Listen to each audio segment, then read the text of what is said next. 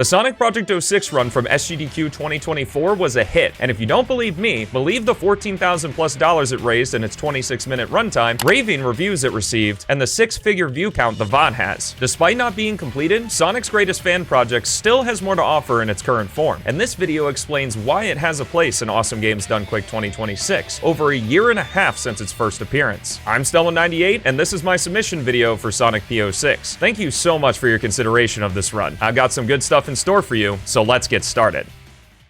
To bring everyone up to speed, Sonic Project 06, also called P06, is a Sonic fan project created from the ground up in the 2019 Unity engine by lead developer ChaosX and some other awesome faces in the Sonic fan community. And it completely transformed Sonic's most infamous title into the Sonic Adventure 3 it was always trying to be. With an overhauled physics system, new and returning character abilities, some even from other games, and gorgeous modern visuals, Project 06 has impressed both Sonic and casual fans alike since its first demo. Not only is it a showcase of how dedicated and talented folks in the Sonic community are, but it also draws a lot of attention through its custom cutscenes, arduous attention to detail, and its incredible gameplay that's both fun to watch and to speedrun. In its current release, we have all of Sonic's, Shadow's, and Silver stages available, which allows us to craft up some really fun categories. So, let's jump into the run options. Option 1, Sonic's 100% with a 40-minute estimate. A category quite different from the Sonic Any % we showcased previously, its goal is to start from a fresh save file and collect all of Sonic's power-ups, which includes grabbing every S rank along the way to gain the ability to transform into Super Sonic. S ranks are the highest rank you can obtain in a stage, requiring the player to get at least 50,000 points in order to nab it. Since this is a speedrun, we optimize these the best we can, even shuffling around the level order in order to grab the most useful upgrades first. Some S ranks are easy, others, especially in a speedrunning context, not so much.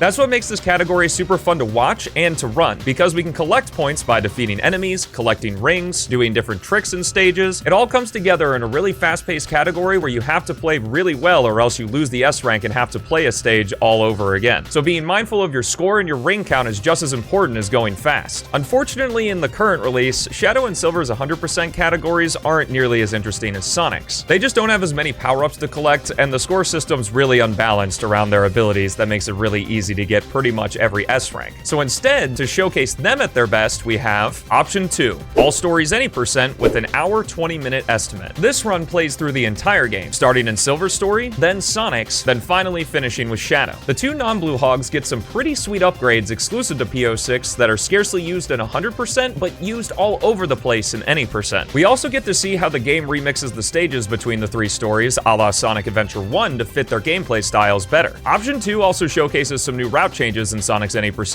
that have been developed since last time. It's got some pretty swag stuff now. Ultimately, just like the official Sonic games, All Stories Any % is a lightning-fast, quickly paced speedrun that keeps people hooked until the very end. Pretty good for an event like this. Now for the donation incentives. We have the stuff from SGDQ that can return, the Easter egg incentive, with the addition of showing Shadow and Silver's Easter eggs since we didn't do that last time, a rolling incentive to switch the character's spin effect on the fly, which costs no extra time, and a new one that chooses between Sonic's original gem shoes and custom gem shoes, which has a big impact on both run options with how often the gems are used in Sonic's campaign. But I also wanted to up the ante this time. The final donation incentive, exclusive for Option 2, is Daredevil mode. This removes the ability to collect rings and shield items entirely, meaning I'll have to be on my toes the entire run under the pressure of this dangerous stipulation, since I won't have the ring system to help me if I make mistakes. And since this video is already super long with the 2 run option submissions, you can find a link of the practice run I did of Daredevil in the description. Project 06 is a fan game that means a lot to the community, and it would be an honor to show it on the big stage once again, either with a highly technical 100% for Sonic or an epic showstopper if an All Stories Any %. And with the incentives, I have no doubt it'll bring in the donations too. Thanks once again for your consideration of this game, it really means a lot. The rest of this video are the runs I did of these categories, with Option 1 being from a Sonic Adventure era speedrunning event, and the Option 2 run being one I did on my own Twitch channel after I was rated by the Games Done Quick channel after a hotfix. I'll leave you with that and see you at AGDQ 2026.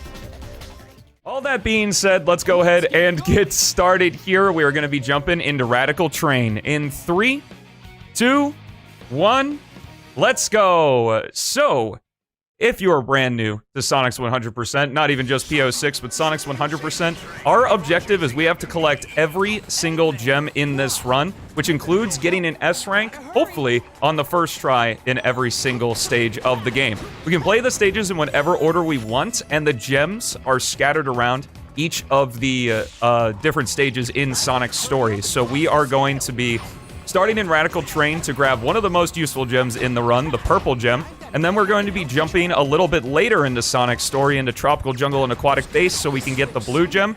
And the blue gem is basically our most useful gem for the entire run, so we kind of just optimize for menuing beyond that.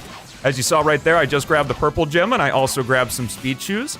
The purple gem here allows us to jump in the air multiple times. In P06, the gems are a lot more balanced. There is no moon jumping with the purple gem like there was in the original game. And they can each be leveled up 3 times by grabbing 3 of the energy cores that the enemies drop. There's a blue variant and a yellow variant, but they both do the same thing. The purple gem, all the gems can be leveled up to a maximum of 3. Ooh, that was really close. Panic! The purple gem all the gems can be leveled up to a maximum of level 3, and at level 3, the purple gem gives us 3 extra jumps in the air, which makes it incredibly useful for a platforming game. And hey, what do you know? This is a platforming game.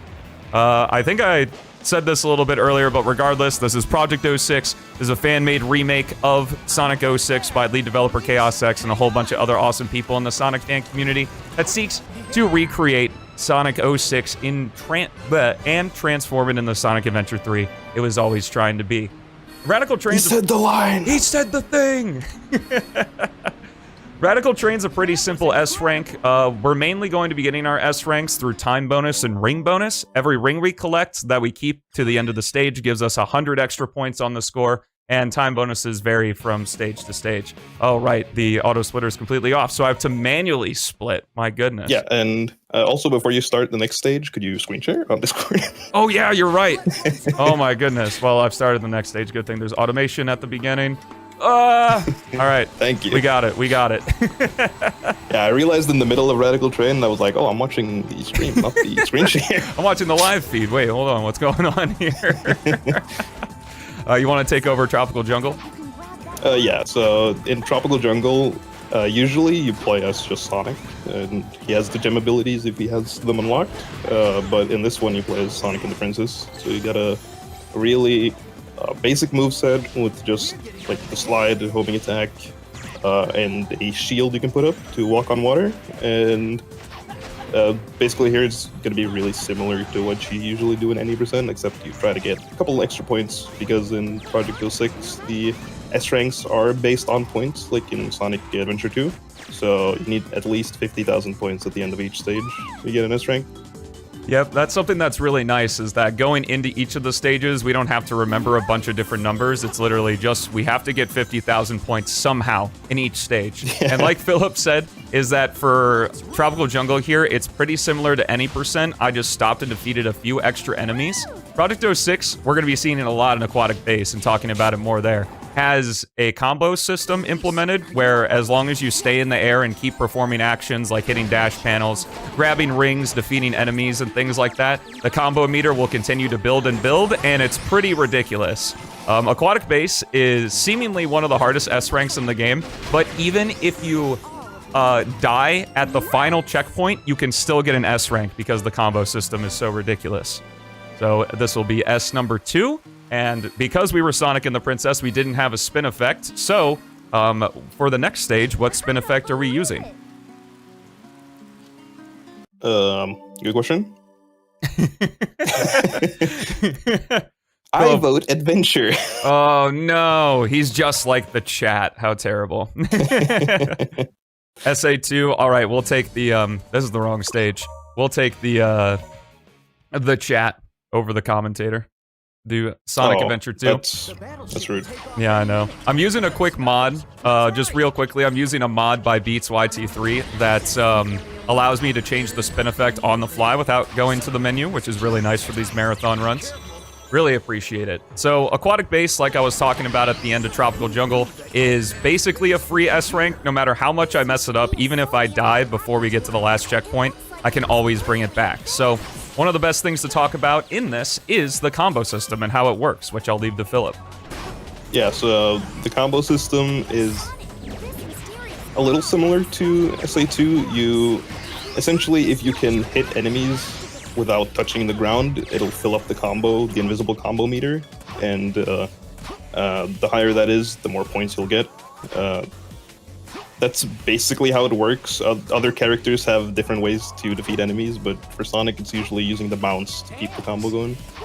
You have about 2 seconds after you land as Sonic to do another action. It pretty much works that way for all of the characters, but his bound attack, like Philip said, it extends that combo time like so much. You can hold combos for a ridiculously long time in this game. It's going to be rebalanced in the next release because currently PO6 is in the Silver release. We have all of Sonic, Shadows, and Silver stages available to us. No bosses or cutscenes or anything like that, other than a few in-game cutscenes that I need to remember to turn on after this stage. Thankfully, we haven't missed any yet given the stage order, but what I love about Sonic's 100%, other than egotism, because I've pretty much routed this whole thing by myself with a little bit of help of Kuriru and Rev from back in the day, but also just because, especially when you played Project 06 for as long as I have, it's a really difficult category, and if we don't get any of the S ranks, that's basically run dead, because you can't just retry from checkpoint at the results screen. You have to start completely from the beginning of the stage. So, again, just using purple gem movement and the spin dash to keep us going. Chaos knew that the blue gem was going to be the best gem for us, so he put it at the very end of the final stage in the game. But thankfully, we can currently do the stages in any order that we want to. So, one of the main gimmicks of Aquatic Base as well is these magnetic poles that when you hit them, they're going to defeat any enemy in a pretty large radius in one hit around them.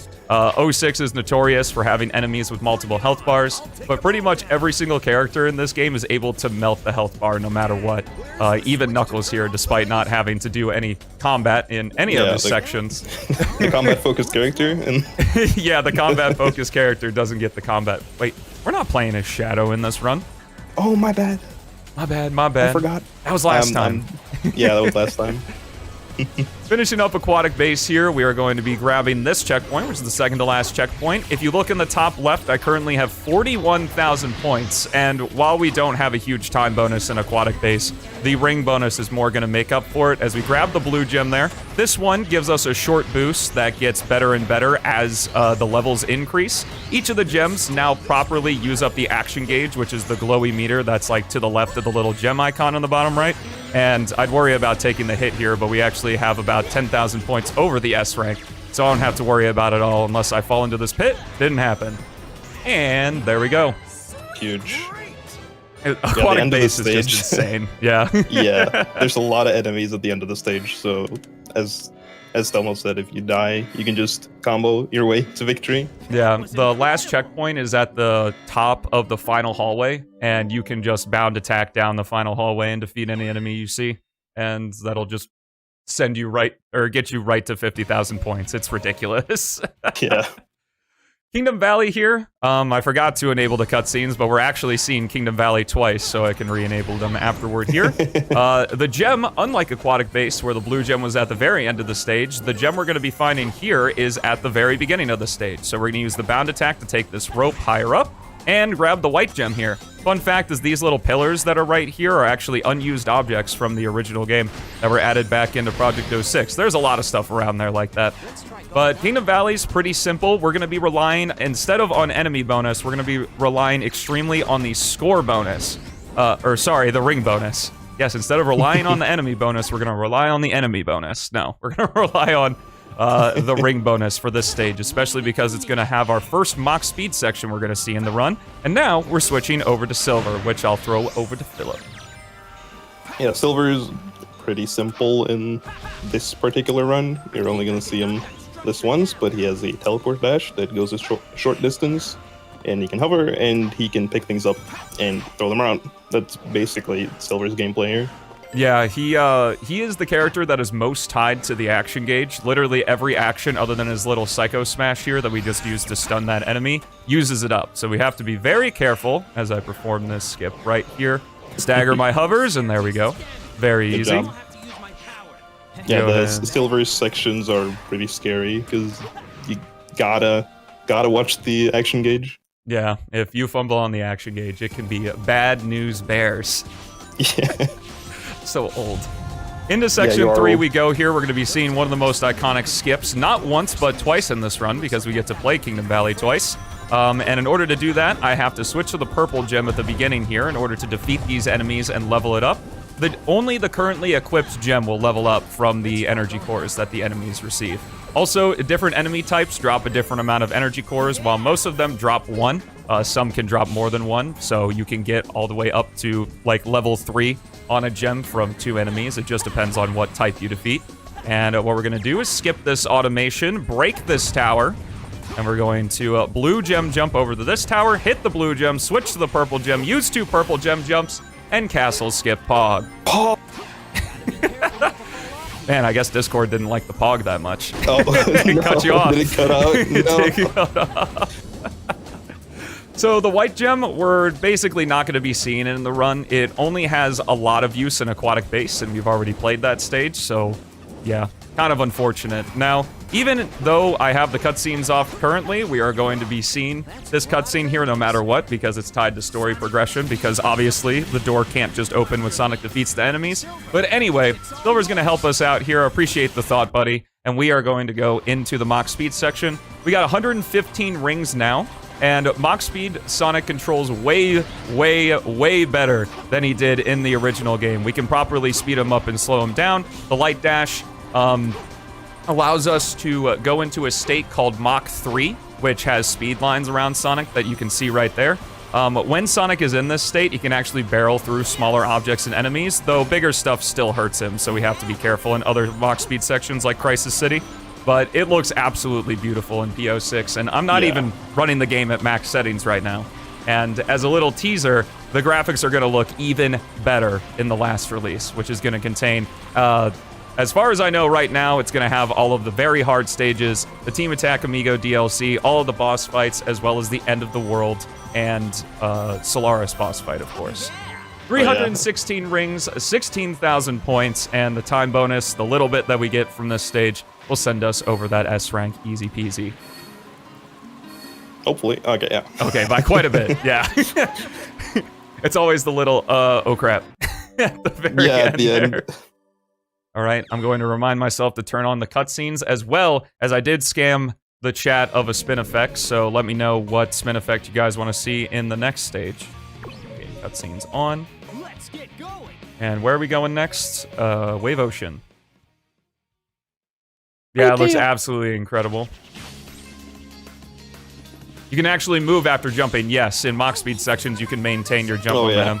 The retail ball. All right, I'll go ahead and take that. So, funnily enough, with Tails, the retail ball is the exact same as the default ball. So. Oh, okay. Never mind.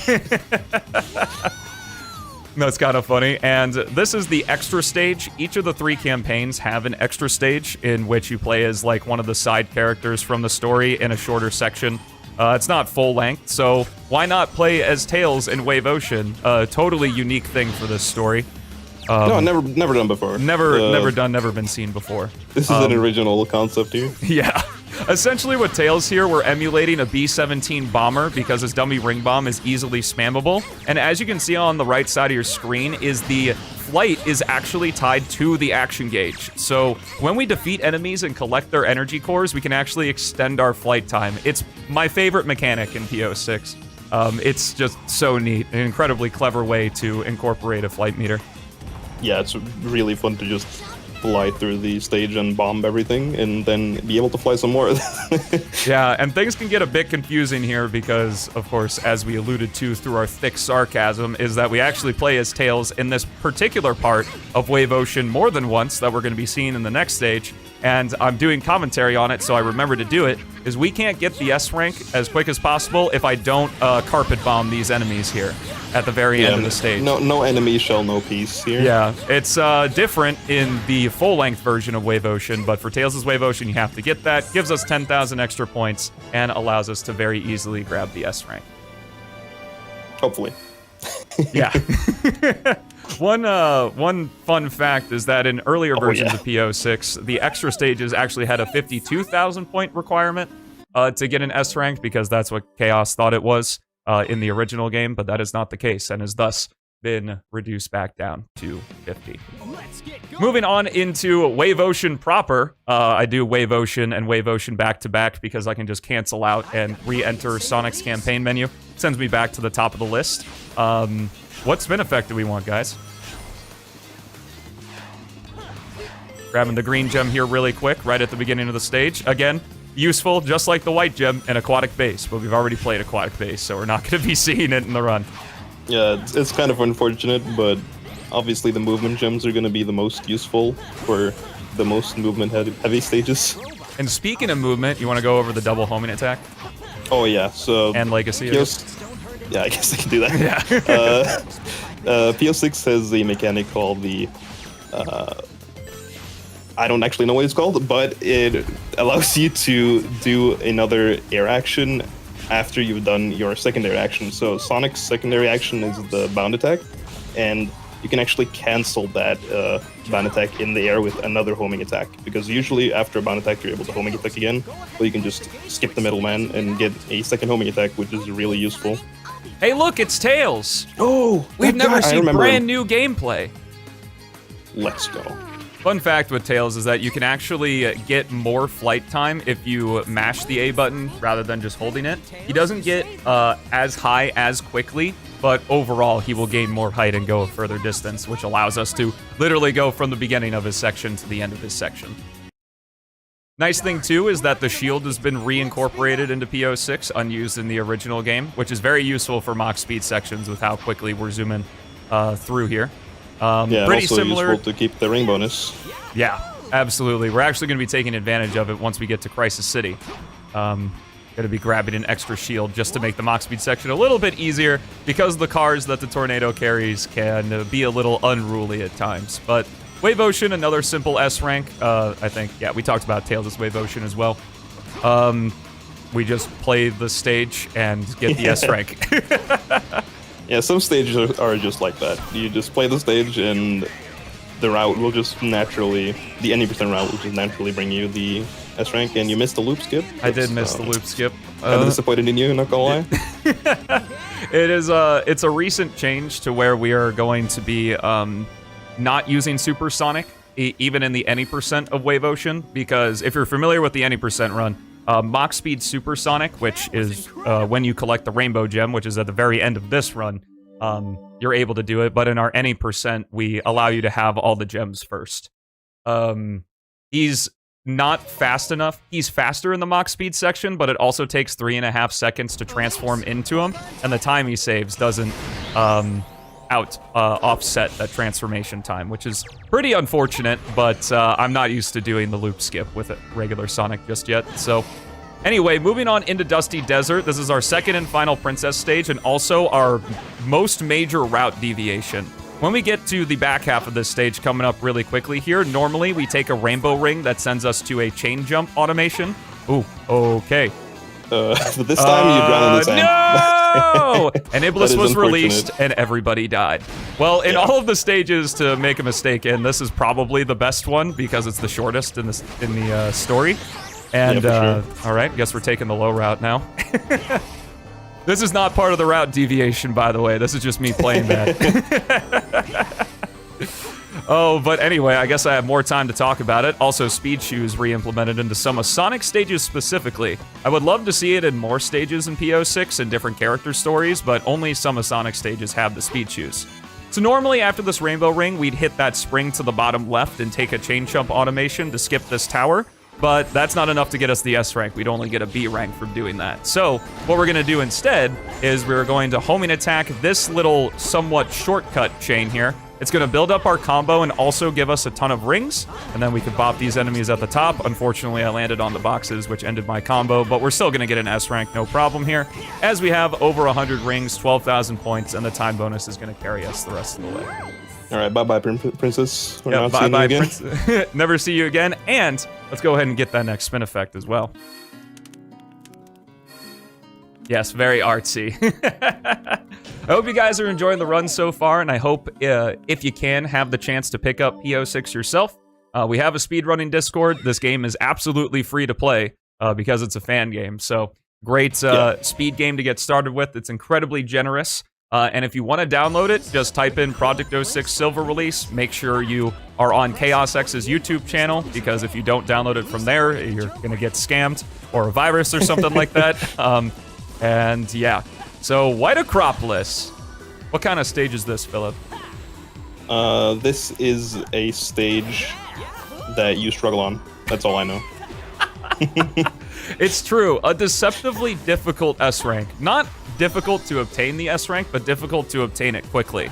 So my goal here is that in the top left, I want to have 26,000 points on the score before I hit the goal ring. But it's 26,000 something, something, something. So depending on... Because the time bonus, how time bonuses work, I assume in every Sonic game, but in this one in particular, is every stage starts with a set number, and as time passes, it gradually decreases. So even 1 second faster, I may not get just enough points in order to get the S rank. And in fact, in practice for this marathon, I had a single ring when before I finished the stage, and I took damage, and that one ring was the difference between A and an S rank. But yeah, it's really unforgiving, this stage. So what we're going to do to get our points here is there's going to be a group of enemies, and if we defeat the center one, it's going to destroy all of them. And unfortunately, I messed up the movement, so that's okay. Oh, but the searchlight was still in the proper spot, which spawns these enemies. And again, with bouncing being able to extend our combo, we're going to get a huge amount of points right here. Now, never punished. We can basically just get the Sky Gem. Yes, thank you, Malik. I appreciate it. We can get the Sky Gem and then just go straight to the goal ring from here, as long as I don't take damage. If I take damage, we're going to have to do some shenanigans, but hopefully that doesn't happen. Also, final Tails appearance. Goodbye, Tails. Goodbye, Tails. I hope Team Attack Amigo does you justice. Yeah.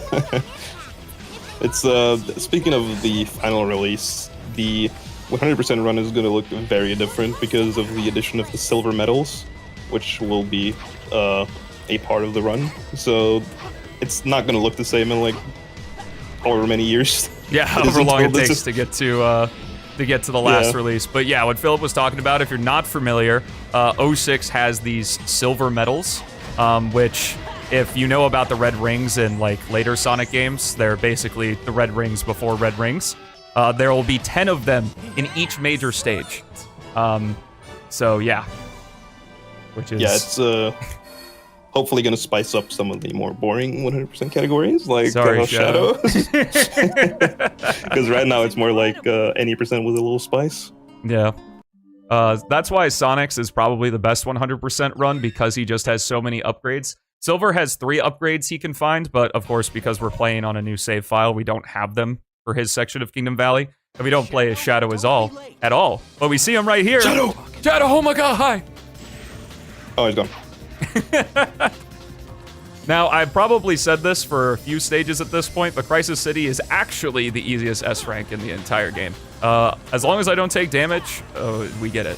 So, yeah, this is the definition of any percent, but with a little spice. So yeah.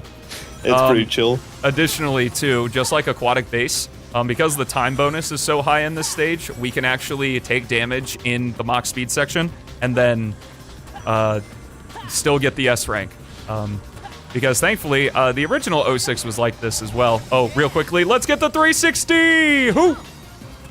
The original 06 was like this, where if you hit the start over function on the pause menu, you'd restart from the section. Sections, of course, is how this game is divided by loading screens. And obviously in PO6, the loading screens are a lot faster.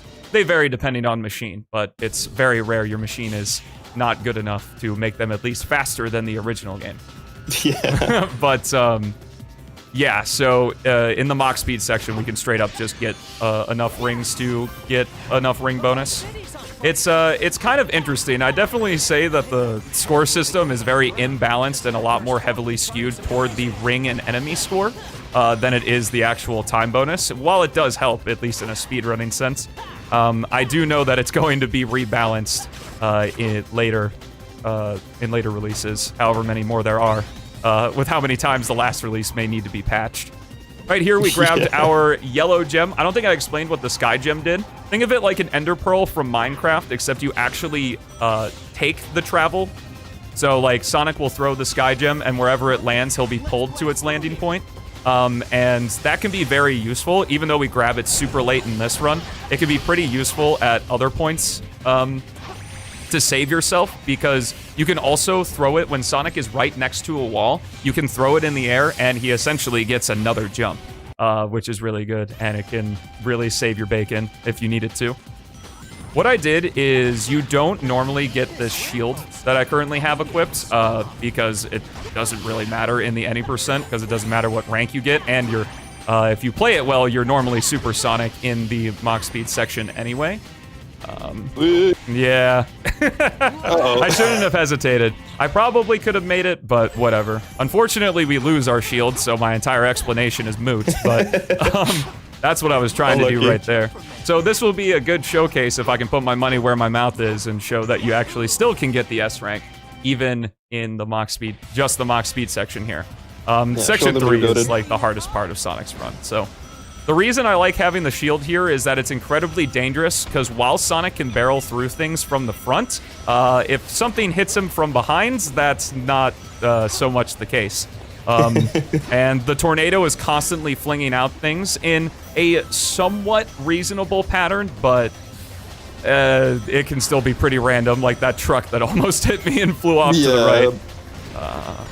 Get all the rings I can get. Oh! It's not quite as scary as in retail, but it is still quite scary. And it's still scary if it's the make or break of your run here. We might be seeing Crisis City twice, but that's why the estimate is what it is. We'll see here. It's a 30,000 point bonus. You get a 30,000 point bonus from the time in this stage. So, oh yeah, easily cleared. Let's go. What did I say? The money is indeed where... You know what? I'm not going to finish that sentence. Anyway, after Crisis City, we're going to go into our final new stage of the run, Flame Core. Flame Core, we're grabbing our last gem, the red gem, otherwise known as the meme gem. In Retail 06, it slowed down everything else to half speed. I think it was half speed or around half speed, but kept Sonic the same speed. And honestly, if that were the case here, it'd probably be one of the first gems to pick up, because... it would make S ranks really easy because the time bonus would be super high. But unfortunately in PO6 it doesn't do that. It slows down everything, including Sonic, which I've heard for people who play the game more casually that it can be useful for making platforming cycles and things like that. But basically, if you have any amount of proficiency in the game, it's basically useless. So you can think of the red gem as kind of we're picking it up because it's a 100% category type deal. Yeah.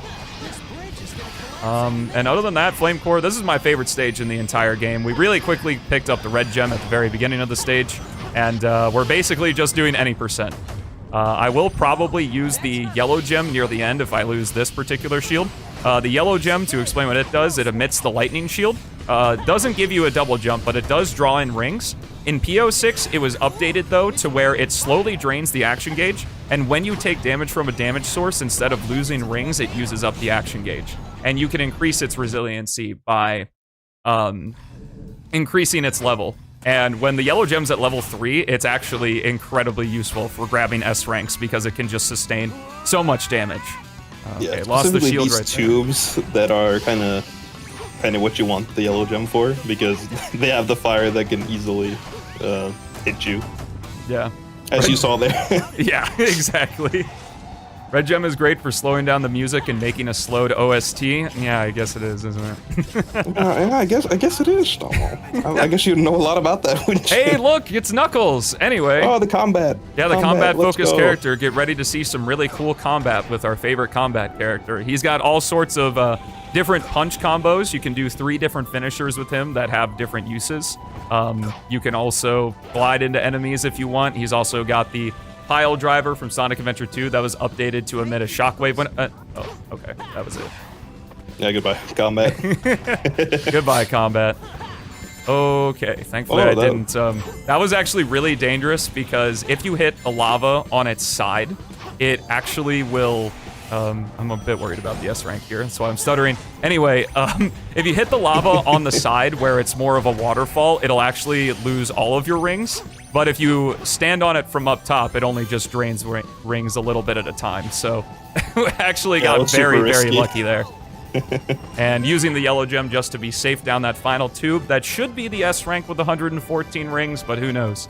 I mean, I'm not necessarily upset with playing Flame Core again, but for the speedrun I am. Hey, there we go. Nice.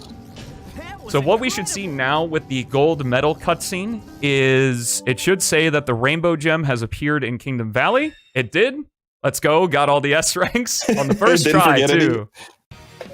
Ignore the death in Crisis City. But now we get to see properly the Kingdom Valley. And also, let's get a final spin effect. I apologize. I think I forgot to do that for Flame Core. So, I have a feeling I know which one people are going to pick, but... Come on, Chad. You can do it. We don't have to worry about the S rank. Oh, SA2. Okay, I'm shocked. Anyway, because we already have the S rank, we don't have to worry about the score at all. So all we have to do is worry about grabbing the rainbow gem. And here's the make or break. It's not the true make or break of a 100% run, but for me it is that in the other two 100% categories, as is pretty evident, you can't grab the rainbow gem, or you can't grab each character's S rank reward until you S rank all of their stages.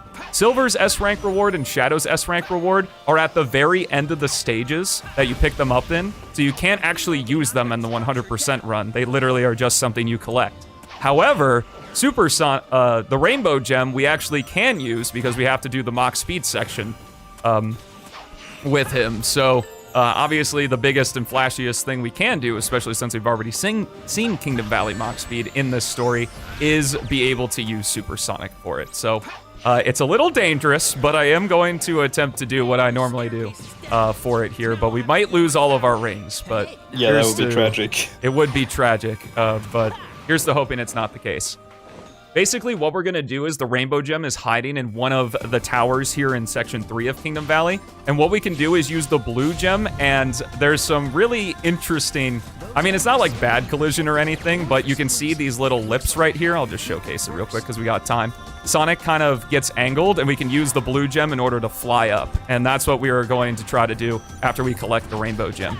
The trick is actually a little bit difficult because when you collect the gem, you automatically switch to it, which I think is a good thing, like, normally, but it's also kind of stinks in this particular case because I would love to just stay on the blue gem. But in good news, we get to see Castle Skip one more time. Let's go. One of the few categories with 2 Castle Skips. The other ones being, of course, All Stories 100% and Silver's 100%. And Castle Skip Pog, showcasing the Sky Gem there. Yeah, how useful the Sky Gem can be. Yeah, one of the hardest parts about 100% is that the gem menuing changes as you collect new gems, so it's kind of hard to remember which one is where and when. So what we're going to do is I'm going to go ahead and do a bounce right here. The rainbow gem is sitting right here, and a bunch of enemies are going to try to shoot at us. And we made it out safely. Nice. All right. So Heist has been completed. Yep, we now have 100%. All we gotta do is complete the Mach Speed section, and we're gonna be donezo. So, in order to transform into Supersonic, we have a Rainbow Gem equipped here, and I'm going to transform right here. Normally, there's a cutscene that happens, but if Sonic is too close to an object, like facing an object, like that box right there, the cutscene doesn't happen. So, we're able to transform. We now have Supersonic. Supersonic gains additional abilities when you level the gem up. At level 2, he gains additional speed and jump height, and at level 3, he unlocks the Arrow of Light, which, using the entire action gauge, you can do a big burst forward, but unfortunately, you can't use those in the Mach Speed section, so it doesn't really matter. You just have to be Supersonic. Interesting thing about being Supersonic in Mach Speed sections, though, is you only have the one shot, because if you die or restart, you have to just play as regular Sonic, and you can't use the gems in Mach Speed, so it's kind of like a one-and-done reward. High risk, high reward, even. Yeah, and he also has the cool little boost aura from his Sonic Adventure final boss. Yeah, that's true. Chaos actually made this in the current release using the Generations boost, but yeah, it's a bolt of lightning. I think that's what Tikal says if you hit the goal. But that is time. GG. Sonic's 100%. I really hope you guys enjoyed. Be sure to check this game out. Again, just type in Sonic EO6 Silver Release ChaosX into YouTube, and it'll be pretty obvious which one is his video. Try it yourself. It's super fun, and we haven't even showcased the other 2/3 of the game. If we have some extra time, I could showcase some bonus stuff, but if not, I really appreciate you guys having me and was very excited to kick off the stream today. Philip, do you have any last words? Or not last words, but... Are you gonna kill me? Last words! No, I don't. Play POC. That is my last words. Fair enough. Shoutouts to Philip for being up and our other two commentators for sleeping through the entire run. Yes. We do have time to show off the extra stuff. Okay, great. So first thing we're going to go ahead and show off is the test stage. So there's a test stage in PO6 that has some Dragon Ball music because Chaos likes Dragon Ball. And it has some secrets for us that we can check out. Sonic probably has the lamest of the secrets, but who knows? Maybe just because it's the year of Shadow, I'll show off one of Shadow's secrets as well. So if we go into the second section of the test stage, we can find one of the warp mirrors from the original game. You can see it right at the top of this pillar. And, oh, you can't sky gem after a bound attack. I think I knew that. The more you know. Yeah, I didn't. Other than that, though, that's a new revelation for me. If we enter this warp mirror here, we get one of the, I think this is the TGS 2006 character select menu, which is really cool. And if we select Sonic, we get to play his TGS version of Kingdom Valley. It's basically just the normal Section 1. There's a few, like, level asset differences, like there are some dash panels in different spots and stuff, and as you can see, one of the things we didn't mention is that in some stages, mainly Kingdom Valley and Aquatic Base, Chaos added some wind that allows you to save yourself if you accidentally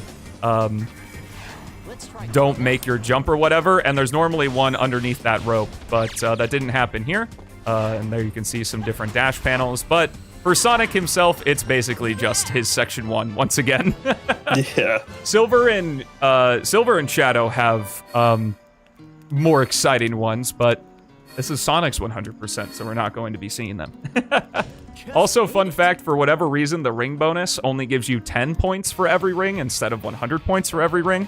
So it's like insanely tough to get the S rank in that stage. But thankfully, it's not part of 100% or anything. Second, I gotta reset the run. You didn't get it. Hello, Omega. Omega. Not what I wanted to do. Sonic moves much faster. But yeah, with the test stage, you can test out all of the different characters. They're all available to play as and kind of just as a little playground. It's really cool. So next thing we're going to do is showcase a little bit with Knuckles, kind of giving him some justice since he didn't get it in the run. New to the Silver patch, I think. I don't know if this was in the original Silver release, but we can do a little treasure hunting section with Knuckles here. The radar works like Sonic Adventure 1's radar, so you can scan for all the keys at once. And who knows, maybe we'll actually see some combat here with the guy. Is it down here? Maybe. It's possibly. not down here. When it comes to climbing with both Rouge and Knuckles in this game, the fastest way to do it is to just constantly jump against the wall, because his, you get like normal jump height, normal jump velocity when you jump off a wall, which is faster than just climbing. Yeah. Here's some of his combat moves here. Where are these keys, man? I can't find them. I have no idea, actually. I've only seen this stage like 3 times. So here we every are. time you're back in it, it's a new experience. It's a new experience. The keys have, I think each of them have 3 different locations. There we are. Got the first one. Yeah, the key hunting gimmick is primarily for Rouge's sections, but here Knuckles gets to do some hunting as well. This? I don't know if I've ever seen this key location. Where the hell is it? Oh, there it is. I have never gotten that key before. That's cool. I mean, I've only played this like maybe 5 times, but... All right, I'm gonna assume because this last one hasn't pings that it's gonna be this very top one here. Yeah. Probably. But who knows? And all the characters, if you didn't know, have a grinding animation. Yeah, even if they didn't have a grind rails in their section. Yep. Also, every character is able to rail switch, but you can only really see that if you use like a character switcher. It's not. Oh, it is up here. Okay. So, How'd you act? Oh, there it is. yeah, there's a switch right here. And we jump up here. Riveting gameplay. Let's go. We hit that. Knuckles' glide actually increases its speed a little bit. and just falling is faster than pile driving, which is kind of fun. And it just sends us back to section 2. Yay! Yippee. And look, here are Shadow and Silver, just to say hello. All right, to cap things off, I'll go ahead. It's the year of Shadow, so we'll go ahead and show off the last thing. Let's go. If you guys like the soundtrack to Shadow 05, you're gonna like this secret here. There are a good amount of Easter eggs hidden in PO6, and I'm sure there's gonna be even more in the last release. Yeah, even in the main stages themselves, there's a lot of secrets. So specifically Shadow's Kingdom Valley for some reason. Yeah, it's the most secret-heavy stage. I guess I can show off the white gem here. This is the homing smash. It does extra damage, and it does more damage as you level it up. What else haven't I shown? Green gem. Red gem. Tornado kick. Does more damage and has a larger radius as you level it up. And then finally, of course, the red gem. Slows down everything. Wow. As you level up the red gem, it just uses less of the action gauge to perform. It's nothing too crazy. And then hitting these 4 switches and coming into here. All right, sounds good, Deku. Thank you. We get to play as Shadow with this motorcycle in the Sonic and the Secret Rings test stage, or one of the Sonic and the Secret Rings test stages anyway. And given how it looks, it's not too surprising how that game kind of turned out as it was developed. But we'll go ahead and finish out here. I really hope you guys enjoyed Project 06. Be sure to download it. I'm Stelmo98. You can find me on Twitch with the exact same name that it is here. I got 2 YouTube channels, Stelmo98 itself, of course, and then I also have the Stelmo Show, which is my second channel. I like to call it the stream, but on YouTube it has all long-form and short-form highlights of that, where my main channel is more edited content and highlight videos and stuff like that. But with all that, thank you so much to the Sonic Adventure era speedrunning community for having me on, and I really hope you enjoyed Sonic's 100%. See you soon! Welcome back, or welcome if it's your first time to Sonic Project 06. We're doing an all stories any % run. If you're on the YouTube, you're on my second channel, the Stelmo Show, in which is my, what I like to call the stream, but on YouTube, where you can check out my daily content, both in short form and in long form. You can find a link in the description as well to my main channel, which is going to have a new video by the time you see this. But the GDQ staff was nice enough to raid, so we're going to go ahead and do a sort of commentary run of PO6. And I'm a little bit out of practice, so we're going to do what we can. So Project 06 is a from-the-ground-up remake of the 2019 Unity engine developed by ChaosX and a whole bunch of other awesome people in the Sonic fan community. It remakes Sonic 06 and, in layman's terms, transforms it from the infamous broken game it was originally into the Sonic Adventure 3 it was always trying to be. We're going to start in Sonic Story, then we're going to go to Shadow Story, then go to Silver Story, because in the current version of the game, we only have the 28 stages, all of Sonic's story, all of Shadow's, and all of Silver Story available. No bosses, no story, none of that, just some good old gameplay. What we're seeing right now is Tails. He's been vastly improved to where his flight actually works somewhat well. The really cool thing about Tails' flight is not only does it adhere to the action gauge, which is something you can see in the bottom right corner of the screen, but you can actually feather the button in order to gain extra height and distance. You don't gain height as quickly, but you do gain a lot more distance and height over the long term. Now we're in a Mach Speed section. This is technically a different gameplay style to normal Sonic. You may have seen me use the blue gem. We'll talk about the gems just a little bit later. But in these Mach Speed sections, Sonic is moving incredibly quickly, and I gotta have really good reflexes in order to make it all the way through here. We're gonna be seeing the yellow guy, more well known as Super Sonic, I guess, in other Mach Speed sections, but we do not use him here because in order to use Super Sonic in Mach Speed, you have to transform into him in the previous section, and then you only get one shot. So if you die during the Mach Speed section, you'll have to complete the rest of the stage as regular Sonic. However, the transform time for Super Sonic takes 3 seconds, and Super Sonic does not save 3 seconds in Wave Ocean Mach Speed because there's a lot of automation here. There's a lot of cutting corners like you just saw with Loop Skip and that kind of stuff. So we are not going to be seeing Super Sonic in this, but we will hopefully be seeing him for the rest of the run.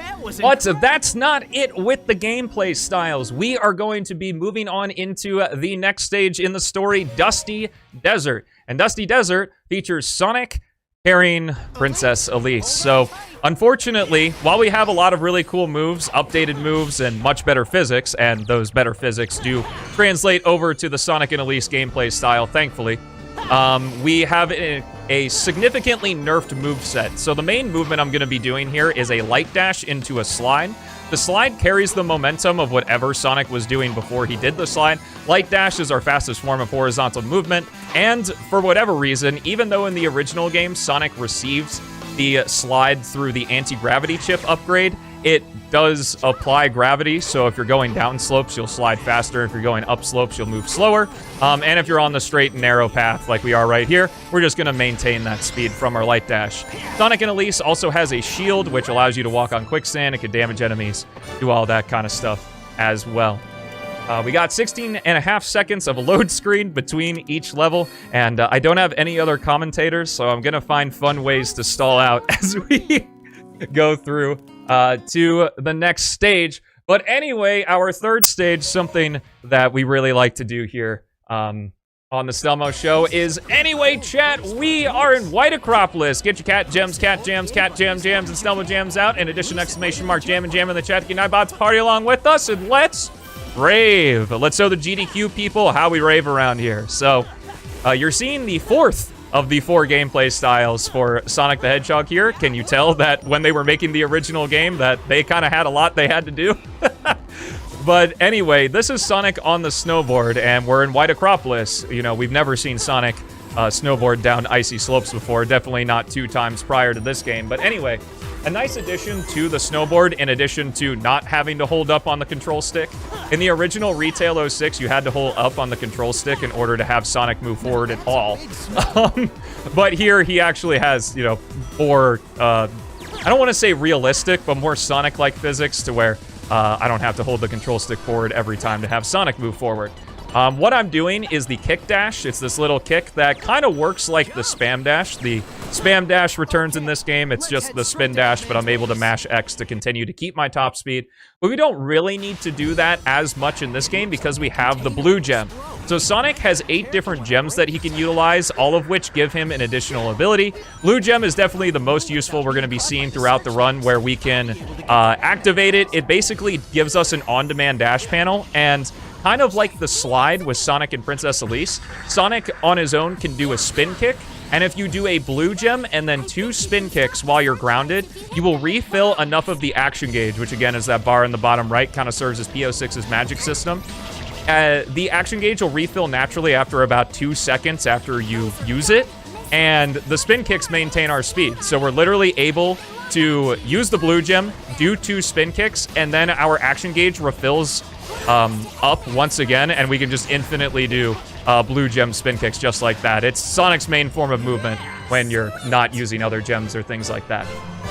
Now, it may be common to wonder why, if Supersonic's an upgrade, why would we even bother with these other gems? Well, the answer to that is Supersonic is actually kind of a balanced power-up in his own right. While he is the S rank reward, so Sonic P06 is technically a New Game Plus run, where we collect all of the upgrades beforehand because the gems are just kind of scattered around Sonic's stages. Where was I going with this? Oh, the Rainbow Gem. Supersonic is more of a jack of all trades between all of the gems' abilities, but he's not particularly strong in each individual aspect. So overall, the gems are better, plus the other 7 gems, rather. Well, not really the other 7, more like the other 4. Gems are better to use throughout the stages because not only can we quickly switch between them, but we can also utilize their more extreme attributes to go even faster than Supersonic can go. We'll still see him a lot in this run, though. Let's get the 360! Ho! Let's go, baby. The swag doesn't end there, though, as we're going to flip right around and ride down the rest of this section backwards. I call this swag board, usually outsigned by the 360, but we gotta give them, we gotta give the trick the just desserts, I suppose. Here in Section 2, we're going to be seeing a lot more of the blue gem, and this is also the best time to talk about the maturity meter. While the action gauge, the big blue bar, is kind of like the magic system, the bar below it, that's currently empty right now, is the experience system. As Sonic defeats enemies in this game, energy cores from the enemies will fly into him. You just saw one happen there, and now a little bit of that bar has become red. Every 3 energy cores we collect, and depending on the strength of the enemy, they can drop more or less energy cores. The gem that we are currently holding on to will level up. Leveling it up just increases the potency of the gem, and that's going to be really useful because we're going to be switching to the purple gem, which gives Sonic an extra jump per level.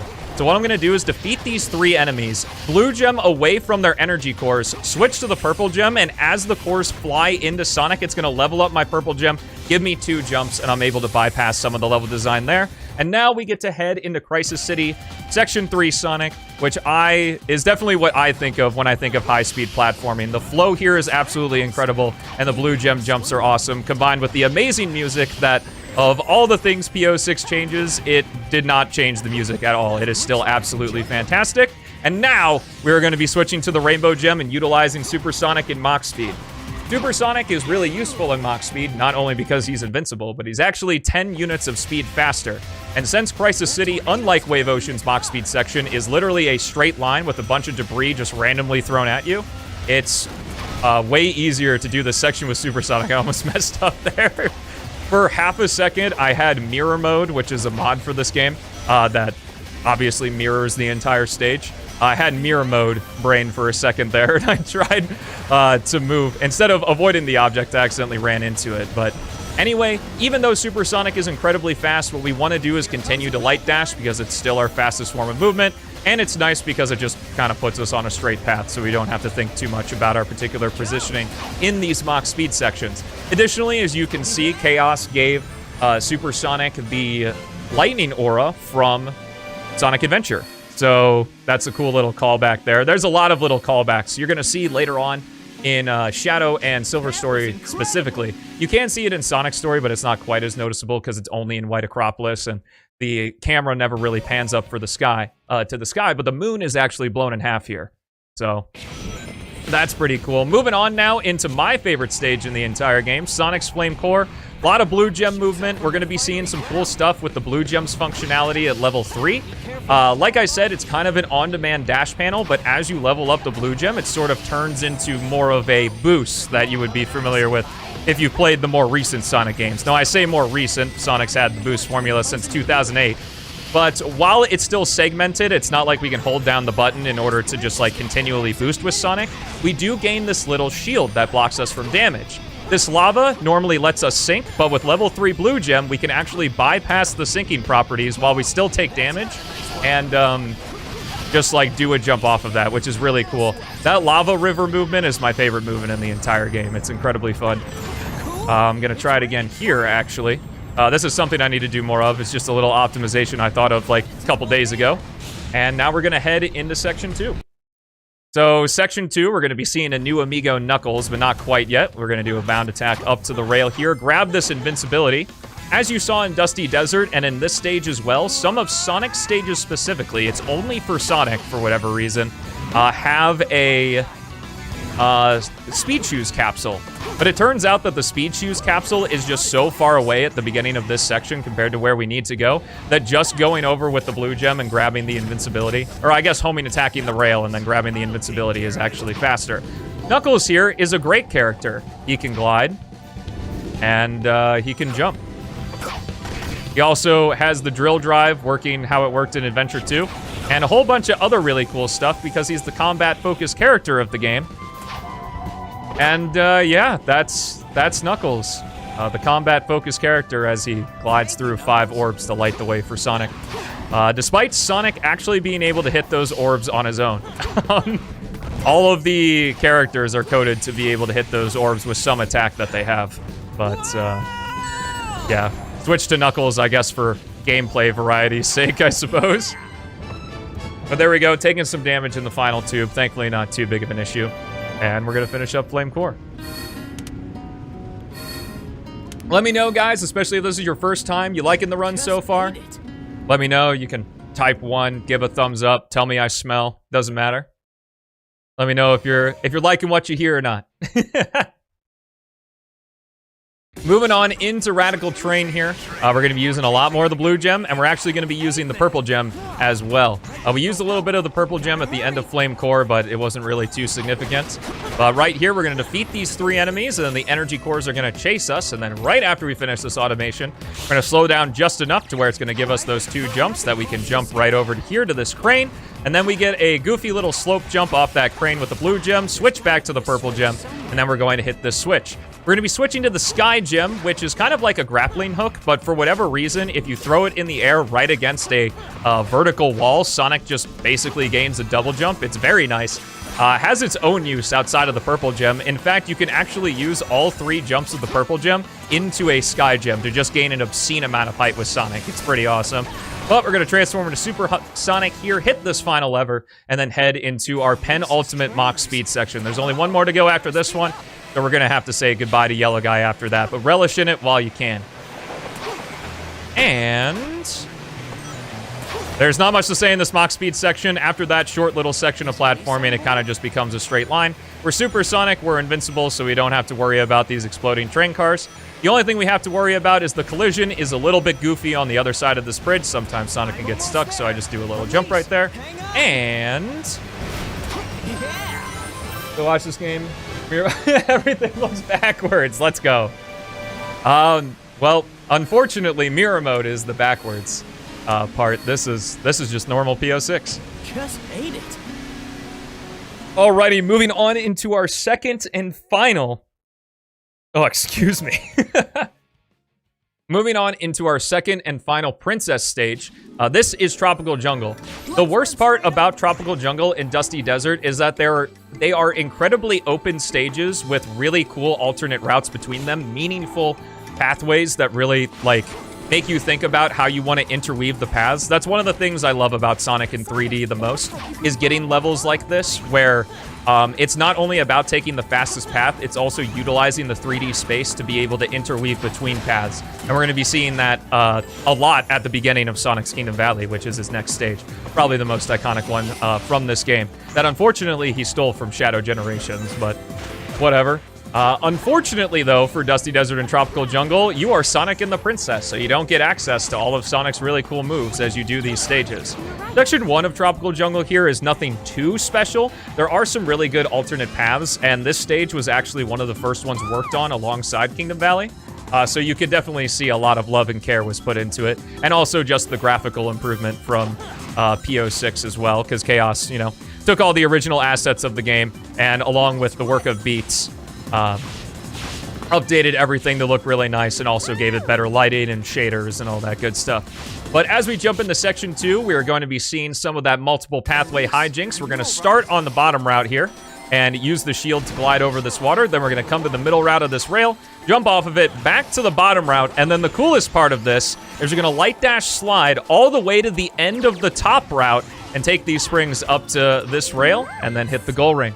That final part there was found by Kuriru. He was just like, what if we just hit the springs at the end of this route? Because Sonic can just run up the trunk to them. So that's really nice. A really cool optimization for this stage. Really fun, despite being just Sonic and the Princess. The route for that throughout PO6 speedrunning has evolved quite a bit. But moving on here into Kingdom Valley with Sonic, we are going to begin in what I believe to be the best design section, or best design level, best design section, whatever you ever want to call it, in the entire Sonic series. There's so many cool multiple pathways and just interweaving routes. We went from the main route to kind of the bottom route to the top route, and then we're even taking the topper route here, and we're going to be using the blue gem in the slope of the cave in order to get a huge launch like that. And then we don't need to take that eagle. We can just jump right into the stage switch trigger just like that, because only Sonic needs to collide with it. We don't have to take the eagle. And then we're going to switch over to Silver. Now, we're going to get a little taste of Silver in both Sonic and Shadow's story, and he has seen vast improvements from the original game. Well, depending on which way you look at it. If you've seen speedruns for Retail 06, Silver is actually quite fast and quite broken. But he's a little bit more broken still, but in a player-friendly way, I would say, casual-friendly way. So what I'm using right here is ESP mode. We're going to be seeing it a lot in Silver Story and talking about it more there. All you need to know about it for right now is one, it's his S rank reward, kind of like Sonic's Rainbow Gem. Silver and Shadow also have an S rank reward upgrade. And it allows us to get longer teleport dashes because it reduces the cost of our action gauge by a third. And Silver really, really, really utilizes that action gauge. Heading on into Section 3 of Kingdom Valley here, a lot more linear than Section 1 was. Section 2 was also incredibly linear, but it's kind of Silver's tutorial stage because it's where most people who play 06 or P06 will encounter him first. We are going to be just continuing that linearity here. And an important thing I need to do is I need to defeat this enemy right here, even though I don't need to for platforming's sake, because I need to get the Rainbow Gem to level 3. So just like all of the other gems, you can level up the Rainbow Gem as well, and that gives us the additional upgrades with Supersonic. At level 2 of the Rainbow Gem, he gets extra ground speed and additional jump height, and at level 3, he unlocks this Arrow of Light move, which gives us a huge air dash forward at the cost of the entire action gauge. The castle skip Pog right there, kind of tripping over my words. We're going to be using the Arrow of Light 2 more times, once right there to bypass that section, and then there's this really long rail grinding set piece that I am going to go ahead and just jump right here and go ahead and do one more Arrow of Light right there. The Shadow Gens run went really well. I PB'd Amazon. I'm in YouTube mode. This guy. Well, GDQ was graceful enough to raid the channel, and I asked if people wanted to see a GDQ-styled P06 run, so here we are. Which is kind of funny, considering I just did this yesterday, but who knows? Maybe there's different people here. But anyway, moving on into Peak Fiction. I think that's what Zoomers say nowadays. This is Mach Speed Kingdom Valley, our final Mach Speed section. A great finale to Sonic's story, other than the fact that we have 2 more stages in Sonic's story after this, but whatever. Using Supersonic here, we are going to be... this section's pretty straightforward. It's probably the second most linear section, Mach Speed section rather, behind Crisis City, so we just get to experience. Wow, my favorite ending. What's up, Dasami? How's it going? Do it again. I wasn't looking. Well, I mean, I guess if you want to watch me do this again, I tend to speedrun P06, like, occasionally. It's kind of what I'm known for on the internet by, I don't know, at least 3 people. So, if you like P06 speedruns, I recommend coming and checking things out. But anyway, we're going to go into Sonic's final full-length stage and head into Aquatic Base. So Aquatic Base is the hardest stage to speedrun. I also would say that it's a fairly difficult stage casually. Unlike a lot of the stages we've gone through, even in the more linear segments, there are still lots of shortcuts and different routes you can take. Aquatic Base is linearity to the extreme. You basically, unlike what I'm doing right now, you basically have to do stuff perfectly to get a really good time here. So hopefully, after that initial botchment, we're about 5 seconds behind what I normally am in this stage. You will be seeing some cool stuff, like we're going to be skipping this ball here, hit this checkpoint just in case the purple gem is a little bit finicky. It's not really that finicky, it's just that with the purple gem, you can either hold down the right trigger in order to, and you can see it on my input display down below, you can either hold the right trigger in order to do the continuous jumps, or you can activate it just for the split second that you actually need to do the jump. So that's what I do. Saves a lot of action gauge. So we essentially get 4 extra jumps with Sonic for free. We just have to have the purple gem leveled up and equipped. But now it's Tails. Definitely the last time we are going to be seeing him in this run. He has no other stage that he's going to be in. We talked a little bit about his flight way back in Wave Ocean, but he also has the tail swipe, and the unique ability in this game, the tail swipe in the air. It kind of serves as his flight cancel for this game, that really cool ability that makes Tails super fun to play that's only in fan projects and remasters, and for some reason, 2-player co-op in Sonic 4 Episode 2. He also has the dummy ring bombs, which we're going to be seeing a little bit of in the stage that totally doesn't come after this one that features Tails, but we also get a second shot at seeing Knuckles as well. The main gimmick of Aquatic Base is these magnetic poles that are insta-win buttons. Any enemies that are near the magnetic poles just automatically die. I don't know why Eggman, in all of his wisdom, decided to put all of his robots protecting his egg carrier from launching right next to all these magnetic poles, but I'm sure glad he did, because it's really fast. Doing a cool strat there, so that room has like 2 different layers. It has the normal, like, I guess, walking layer, and then that little water that surrounds it. I guess it's supposed to be like leaking in some way, but it gives us just this little bit of height that allows us to do a bound attack and carry all the speed from the blue gem in order to hit those magnetic poles really quickly and get through that room. And as I explained the last room, we just did the first part of the next room, which was Knuckles, where, of course, the combat-focused character, we just jumped and hit the glide button. Yeah. I think Chaos might be altering that to where you're going to have to defeat the enemies in that section. And even though it's going to be slower for us overall, I think it's going to be a lot of fun to route out using Knuckles' combat abilities because he has a lot of really cool ones. Seeing another gem right here, that is the green gem. It gives us an AoE tornado attack. Very niche gem. A lot of people don't actually run with it. I run with all the gems because I'm stupid, and it's my muscle memory. But most people only run with blue, purple, sky, and rainbow. Sometimes white, too. It really depends. We didn't see the red gem, we didn't see the white gem, and we didn't see the yellow gem either. Red gem slows down time, including Sonic, so it's not that useful. You're essentially just playing the whole game at slower speed. The white gem gives us the homing smash, which can be useful with the legacy jump dash type. I'm going to talk more about that jump dash type in Shadow's story. And then the yellow gem gives you the Thunder Shield, which is actually really broken and super useful for S ranks. If you're having trouble S ranking Sonic Story, I recommend going to Crisis City first, because you can go into whatever stage you want when you load up PO6 from a new file, which is really cool. Only a Sonic 4 fan would know that. Yeah, so about that. Anyway, we're in Tails' Wave Ocean here. The stage that we totally aren't playing is Tails right now. That doesn't come after Aquatic Base. Every character has an extra stage at the end of their story that's just an Amigo character going through one of the sections to pad out runtime. And while for the other 2 stories, it's a lot more unique, we're basically just playing as a character we've already played as in a stage we've already played as them in, which is kind of awesome. But anyway, here are the dummy ring bombs. It's just a projectile attack. When the item boxes hit an enemy, it throws out 10 dummy rings in a radius around the landing point, which does more damage to enemies. And Tails can just chuck them, and it's at no cost to him in his action gauge or his flight speed or anything like that. So essentially, if there are enemies around, there's no reason not to do that. Because probably my favorite mechanic in PO6 and maybe favorite mechanic I've seen in any Sonic game outside of Sonic Advance 2 and I guess Advance 3's boost mode is energy cores. Since Tails' flight rely on the action gauge, you can actually prolong your flight time by defeating enemies because the energy cores will fly into Tails. It's super cool and makes the routing super unique. 23:15! Let's go. That's actually 20 seconds off of PB, so really awesome to get.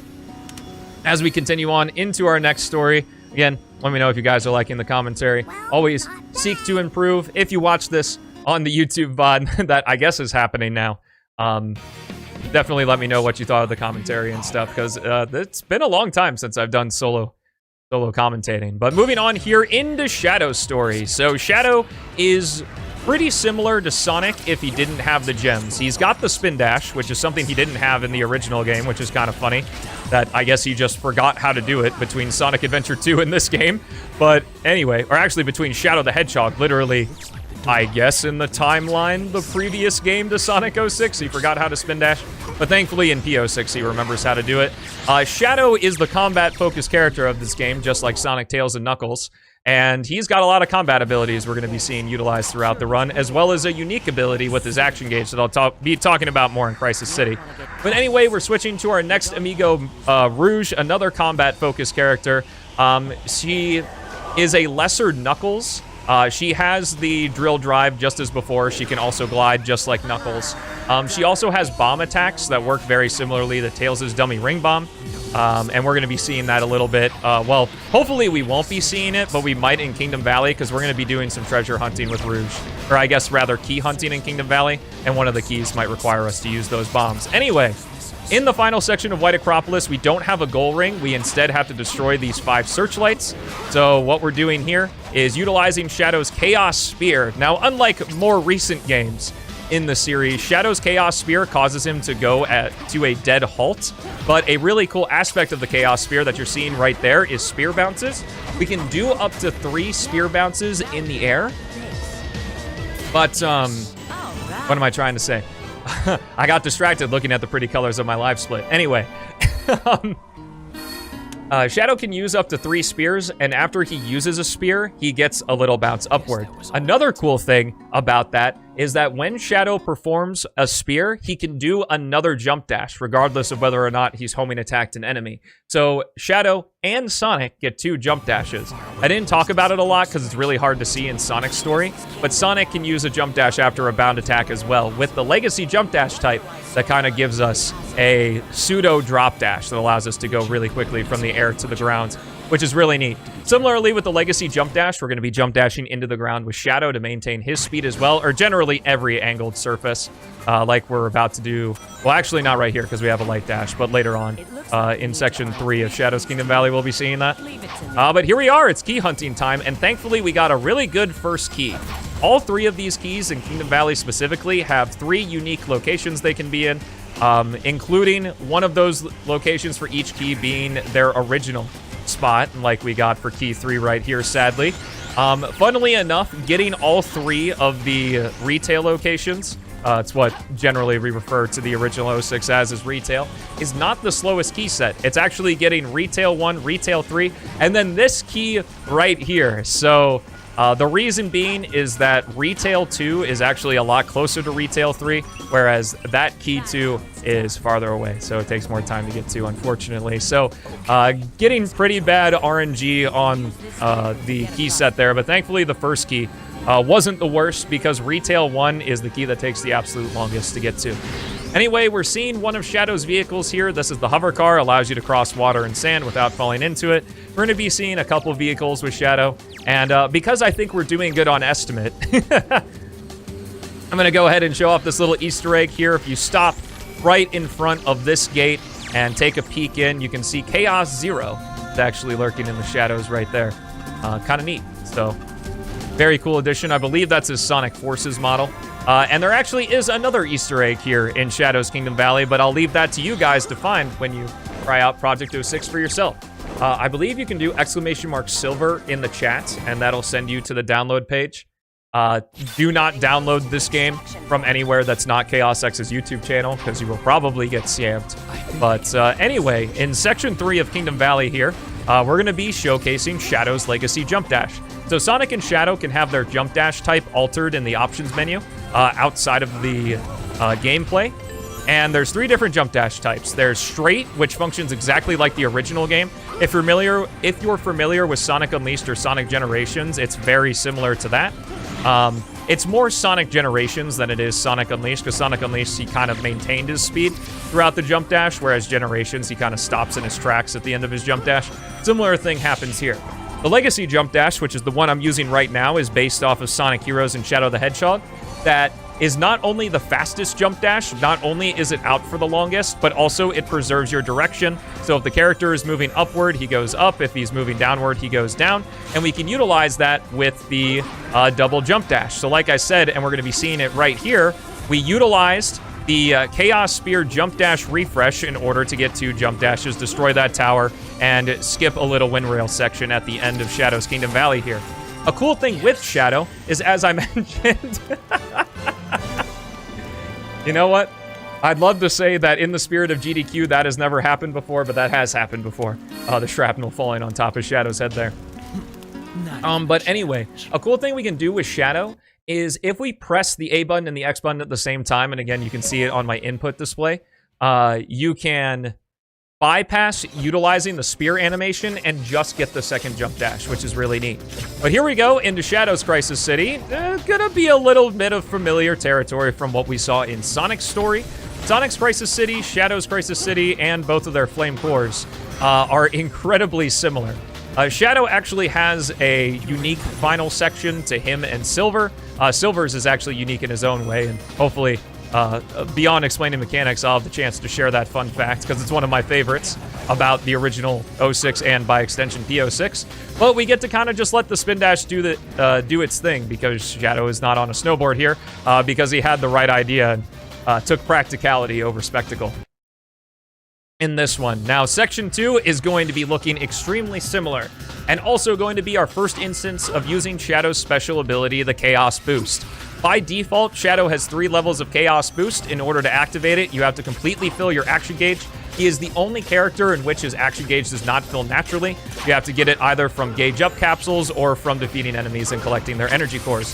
Thankfully, coming right up here is going to be a gauge up capsule, which is going to allow us to activate level 1 of Chaos Boost, which gives us the Chaos Snap. The Chaos Snap is a really cool ability that has both platforming and combat usage.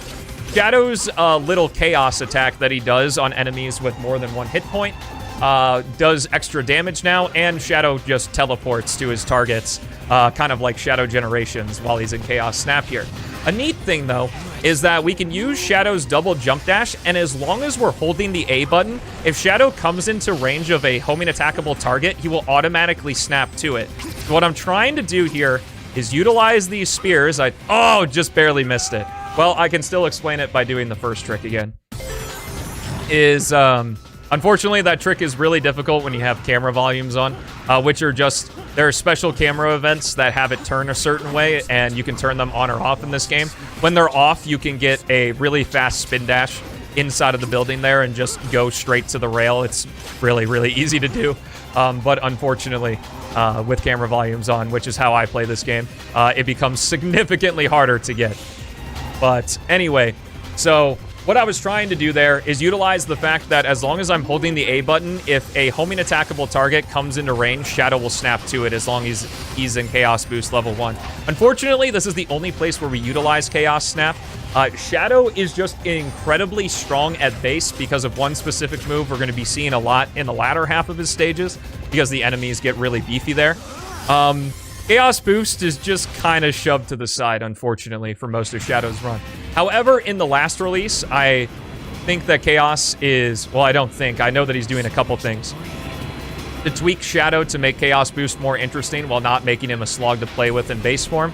Kind of, at least for me, a person who's played thousands and thousands and thousands of hours of this game, is that Shadow is really strong at base, and Chaos Boost does not alter his abilities enough to really have them be useful outside of any niche use. We're actually not going to be seeing Chaos Boost level 2 or level 3 used in any meaningful capacity.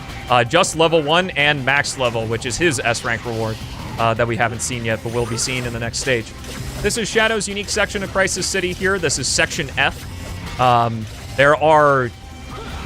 There's one unused section of Crisis City, Section D, and other than that, we got A, B, C, D, E, and F. Sonic goes through Section A, Section B, Section C, and Section E, and Shadow goes through A, B, C, F, and Silver has something special again I'll talk about when we get to it, so stick around. And definitely let me know if you're enjoying the show here. Unfortunately, the average segment's not even making me look good because I failed that trick. It's a really risky trick to go for because the checkpoint is really far back. You lose about 40 seconds if you do it. But of course, I gotta do it for the people, right?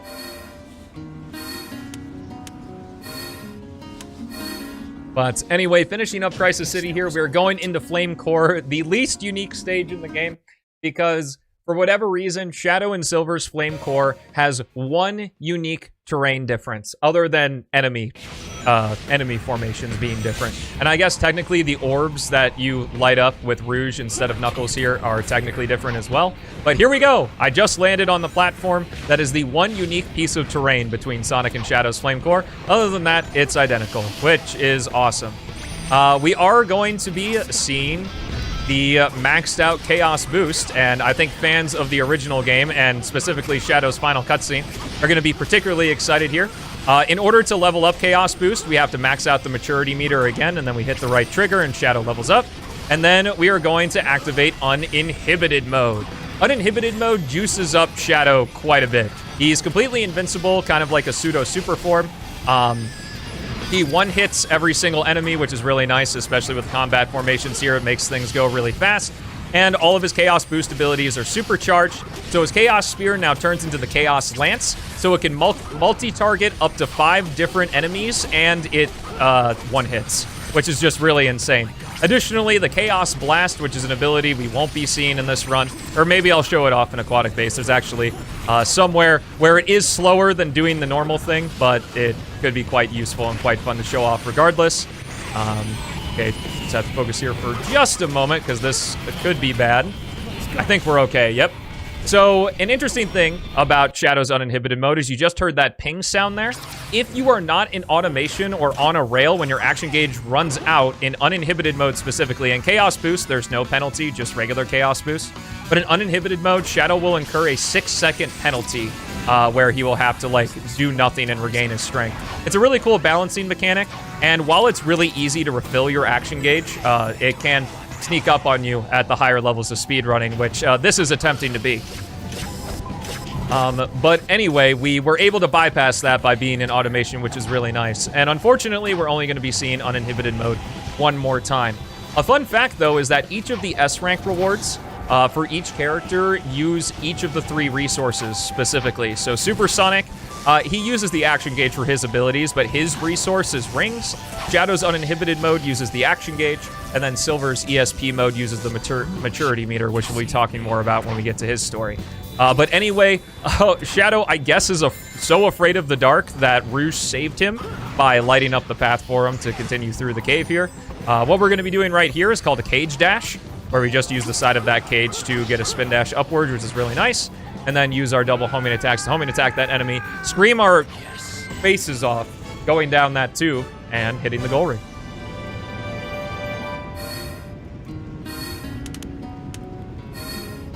Moving on from here, we're going to be seeing Radical Train, again, the same way that Sonic went through it. Radical Train's just a little bit different. What we did in Section 1 of Sonic's Radical Train is going to be sort of flipped in a way in Shadow. We were saving the train in Sonic's story from getting blown up by some fire crates, but in Shadow's story here, we are actually going to be destroying the train in order to slow down, because this train is Dr. Eggman, whereas the train we saved in the Sonic story was actually a train full of civilians. But anyway, yo, what's up, Cosmic? Thank you for the streaks. I appreciate that. We are going to be using his ability, the Tornado Kick, here to completely decimate the train each time. And the Tornado Kick is the single most broken ability in the game. Yes, more than Supersonic. Yes, more than uninhibited Shadow. And yes, more than Super Silver. Because the Tornado Kick is absolutely insane in that you can activate it up to 3 times. If you rapidly press the B button, Shadow will do up to 3 combos with the Tornado Kick, in which its spherical radius, which means it can hit enemies above and below him, it will hit. In addition to that, it does 2 points of damage constantly per hit. It's not per each time you press the B button, it's just constant damage. It has an active hitbox, and the craziest part is that Shadow can do it in his base form. It completely nullifies basically the rest of his combat arsenal outside of niche uses like uninhibited mode and stuff like that that we used in Flame Core. But it's basically the single reason that Shadow is so unbelievably strong. And it is really fun, but it also makes the combat sections kind of like dull because it's just Tornado Kick, LMAO, and you win. Cool little carryover from Shadow 05, or I guess more of a reference to Shadow the Hedgehog, is that while Shadow is in Chaos Boost, all of his vehicles have infinite ammo, which is really nice here because normally it takes 2 clips of the bike's machine gun in order to destroy the train. But with Chaos Boost, we're able to do it all in one, obviously, because we're not using any ammo. Moving on into Tornado Kick the stage, otherwise known as Aquatic Base, we're going to be using the Tornado Kick a whole heck of a lot, but just for the people. To be a man of the people, I will go ahead and showcase the Chaos Blast just once, because there is one room where we used to use it in the Shadow release before the Tornado Kick was updated to be absolutely insane. But you're going to see the power of the Tornado Kick right here. So we just decimate all these enemies, and we're going to hit this worm below the surface because it has a spherical radius. And I just want to let you guys know that these purple worms have the most health out of any enemy in the game. And we're destroying them in like less than a second. It's absolutely absurd how powerful the Tornado Kick is. We're going to be doing the only interesting bit of platform in Shadow's entire stage here. This is my least favorite stage in the game. It's just very uninteresting, and Shadow's Tornado Kick definitely doesn't help.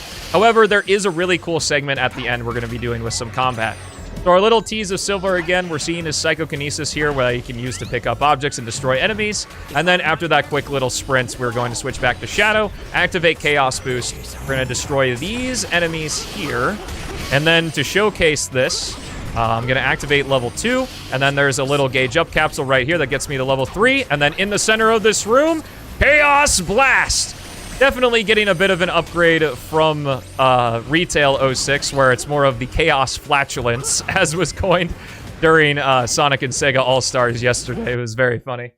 It's actually incredibly strong in Retail 06 as well. It just has no visual radius indicator, and it's an incredibly short range. But thankfully, Chaos Blast has kind of been given its rightful power boost. Unfortunately, the animation is just so long that you can't really justify using it, especially when Shadow has the Tornado Kick.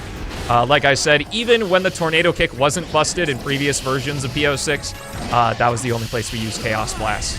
We're going to be activating uninhibited mode here, and I'm going to shut up for just a second and let this combat section speak for itself, because it's really cool.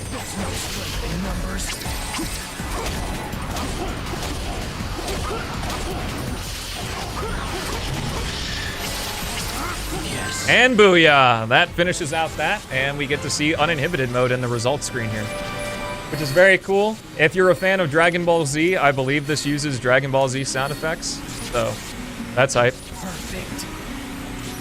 More than Super Silver? Maybe. Just maybe. Alright, continue on here into Shadow's Wave Ocean, just for a little bit of swag. Since I didn't have time to do it yesterday, I'm gonna do it now. Normally, you're supposed to hop into Shadow's Hang Glider, and it's much faster than what I'm doing right now, and continue through his section on the Hang Glider, and it's pretty easy. The Hang Glider is really cool in PO6 versus Retail 06 because it's free range, rather than it being on a scripted path like it is in the original game.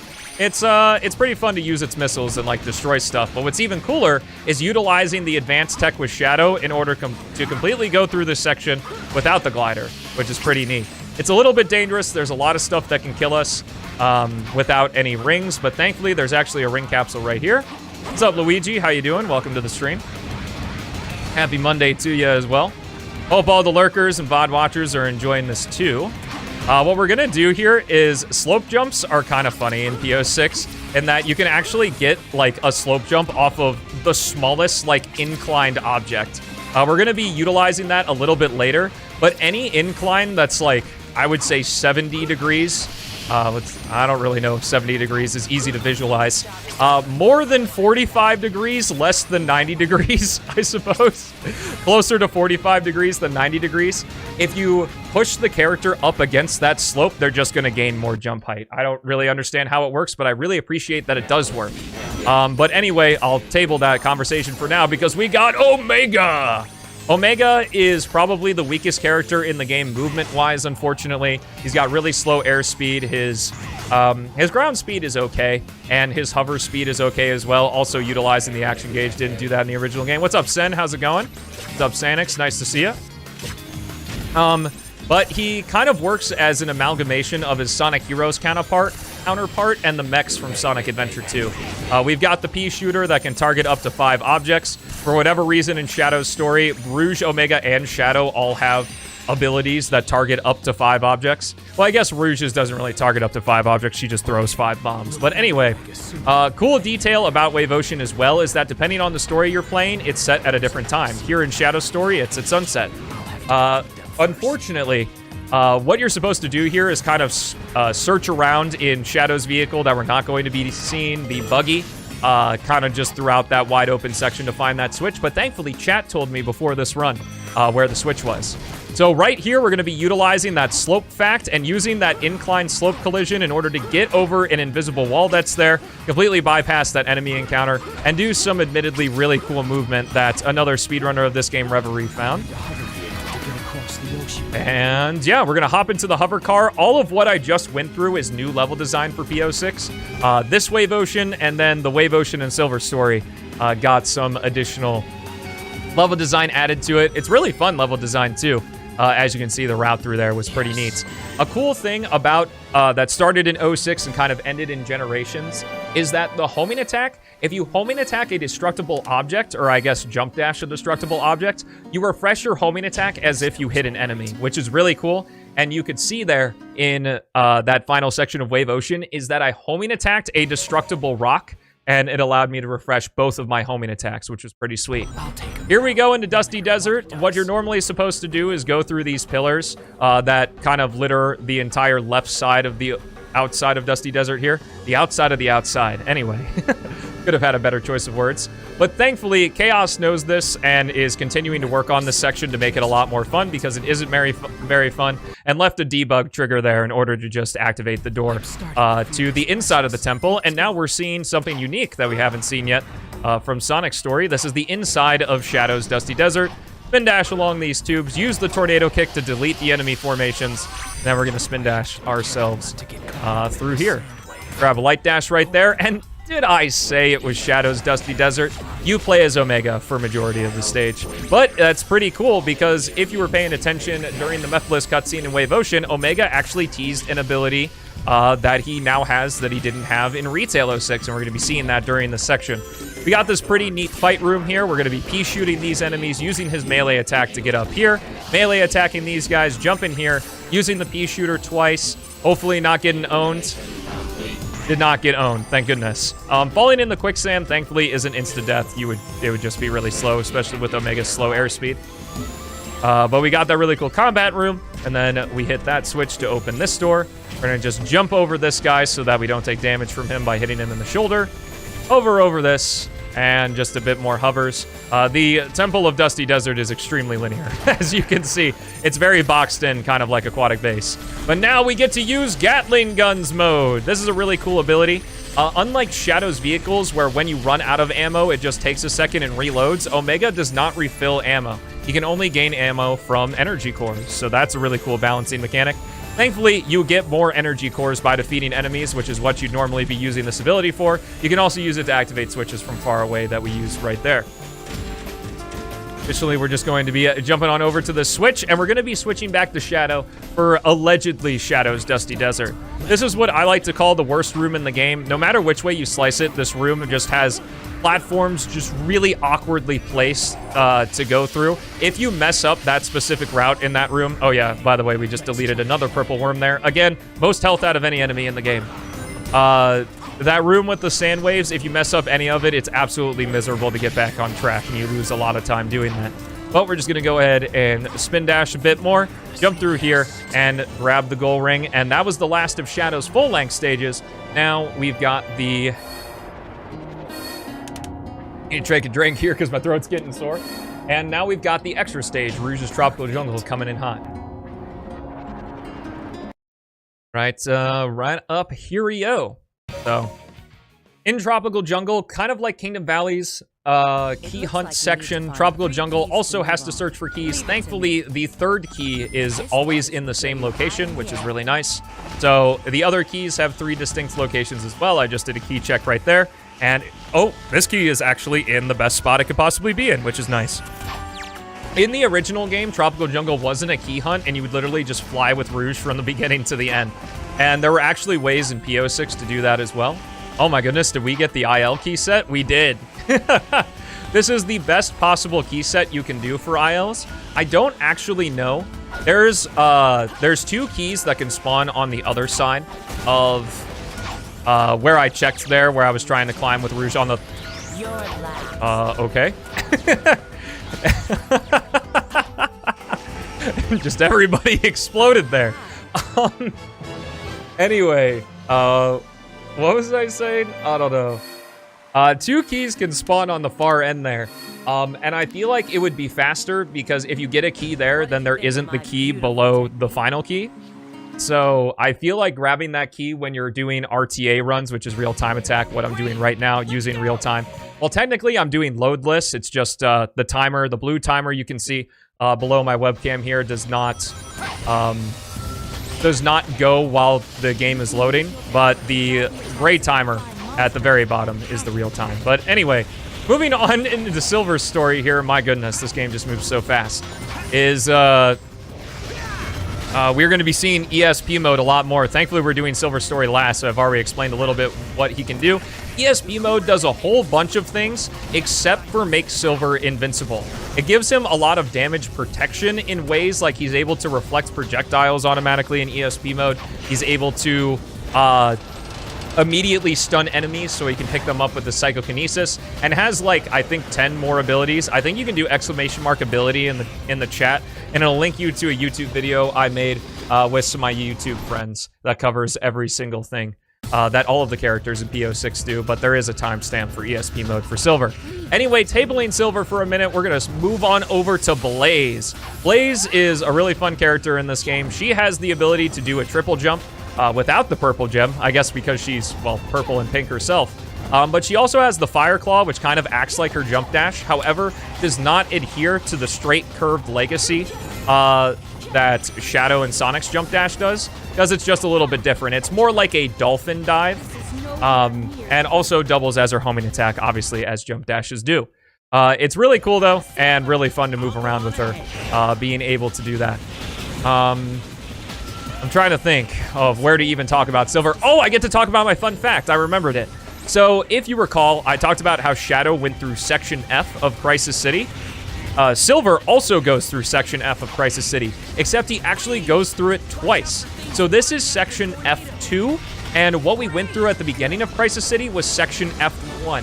They divided it into 2 sections in the original game, and Chaos carried that over into PO6. Because Silver was so slow in the original game, they were able to get a bunch of mileage over just half a section.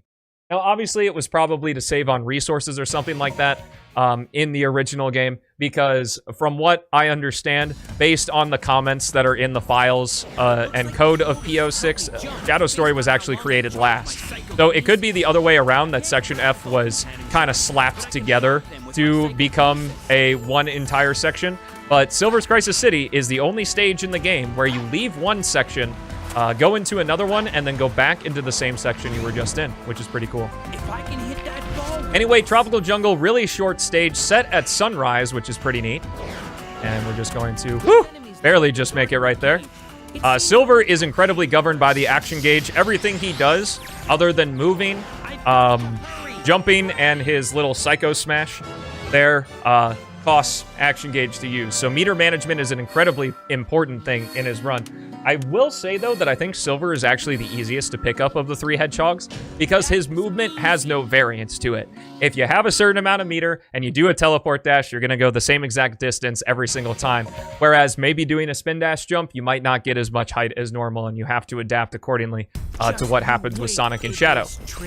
But anyway, we're going to be seeing more of what Silver can do, including the Sonic Generation Psychic Knife that he uses in his boss fight against Sonic is a gameplay mechanic here, gotten through an upgrade that you get later in Silver's story.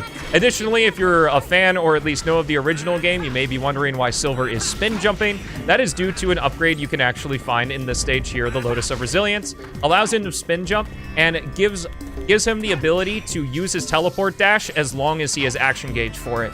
If you don't have the Lotus of Resilience, the teleport dash goes a set distance. Well, a set distance, rather, like, there's a maximum amount of distance it can go. But now we're switching to Amy. For her only appearance here, she's gotten the biggest glow up out of all the characters, to be honest. Probably next to Omega. She has gotten such a vast overhaul here. She has her hammer jump, which goes a lot more horizontally than vertically. Yes, the combat-focused character, Amy, and Silver, and Blaze, and Omega, and Rouge, and Sonic, and Tails, and Knuckles, and Shadow. But anyway, Amy, oh, also I should mention that jumping and Batnik bouncing into enemies has been reintroduced into PO6, because in the original game you couldn't do it for whatever reason. Because removing a core gameplay mechanic is really awesome and cool. The only character that can't do it is Omega, or if you consider Sonic and the Princess a separate character, they can't do it either. And Snowboard can only bounce on enemies as if they were some sort of plumber. But anyway, that was our only appearance of Amy. Her hammer jump goes a little bit more horizontal than vertical, because she also has a double jump. So you can kind of emulate the Sonic Adventure hammer jump trajectory if you do a hammer jump and then double jump right after. Which is kind of cool. It's essentially taking one move and splitting it into 2, making it a lot more versatile, which is neat. Well, I guess that situation doesn't happen all the time, but it happens there. Another ability of ESP mode is when you activate it, it does a giant ESP blast that's kind of like Chaos Blast. That allows you to defeat a bunch of enemies, which I activated right there. And now we've got the ball puzzle. Dun, dun, dun. It's actually not that bad. In PO6, Silver has the ability to stop the billiard balls with a psychokinesis. You saw me use it here, as well as in the initial billiard puzzle in Dusty Desert. Additionally, the balls no longer have a global timer. They only decrease when Silver hits them, and nothing else. So, like, it won't bump into a pot or something and then lose, like, 5 charges or whatever. And finally, the ballroom there has had its level design adjusted to where it's a lot harder to actually hit it into a pit. It honestly makes Dusty Desert my favorite silver stage. This one is really fun to go through and especially to optimize. But moving on here, we are going to be headed into White Acropolis once again. Probably Eggman's base is ahead. the lamest stage, I want to say, of Silver Story. There's not really a lot going on here, but at least we get to play Blaze in the second half of Sonic Snowboard section, where Shadow plays the first half of Sonic Snowboard section. Unfortunately, the first half is way more interesting than the second half, because we're kind of already done. Basically, we're going to have an enemy encounter that we're just going to use Blaze's Fire Claw. She also has a move called the Crow Attack, which was mistranslated, and it's actually the Claw Attack, which it'll be renamed in future versions of PO6. Kind of works like Sonic's Spin Kick. He also has the Spinning Fire Tornado Attack, which will be seen in the next instance that we play as Blaze, actually, near the end of the run. Well, no, not the next instance. We actually play as her one more time before the final stage. But anyway, Section 2 of White Acropolis, we're going to be utilizing some of those sweet, sweet Sonic physics here. So, if Silver teleport dashes into slope surfaces, we can maintain its speed. And I failed it right there. That's like the first time I failed it ever. Of course, it was right now. We can do little rock jumps like that, which is really cool. Also utilizing slopes in order to get up to this section here. And then we can just teleport dash right over. What's up, it's May. How you doing? Welcome to the stream. Remake Sonic 06 into a Devil May Cry game, for sure. But yeah, so we can do rock jumps here. Yo, Rev, thank you for the raid. How was your stream? Thanks for the good luck. I appreciate it. Were you playing Gravity Circuit? Oh my goodness. But anyway, we did another rock slope jump right there. Just missed it. That raid alert is great. Thank you. I really enjoy it. De-rusting Frontiers any %. Let's go. But yeah, GDQ gave us a raid, so I am doing a GDQ-styled PO6 run for the fans, and maybe not the fans, maybe the people who just left their computer on while they were watching the GDQ run and didn't realize they're actually on a different channel now. But thanks for being here, I appreciate it. Anyway, in fact, I just saw the view count go down, so you're welcome for the awareness on that. But anyway, Radical Train here, we get to utilize a hidden Gauge Up capsule, because Gauge Up capsules also have a second property in that they don't only completely refill your action gauge when you grab them, they also completely refill your maturity meter. The maturity meter for Silver's ESP mode, like I mentioned, how Super Sonic uses the rings, Uninhibited Shadow uses the action gauge, Silver ESP mode uses the maturity meter.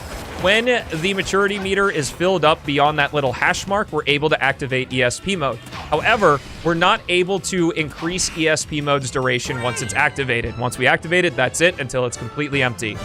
So we kind of have to make the choice of, do we want to activate ESP mode really quickly for a quick shortcut, or do we want to have it active for a little bit longer in order to utilize its abilities for longer. So it's really cool trying to make that decision.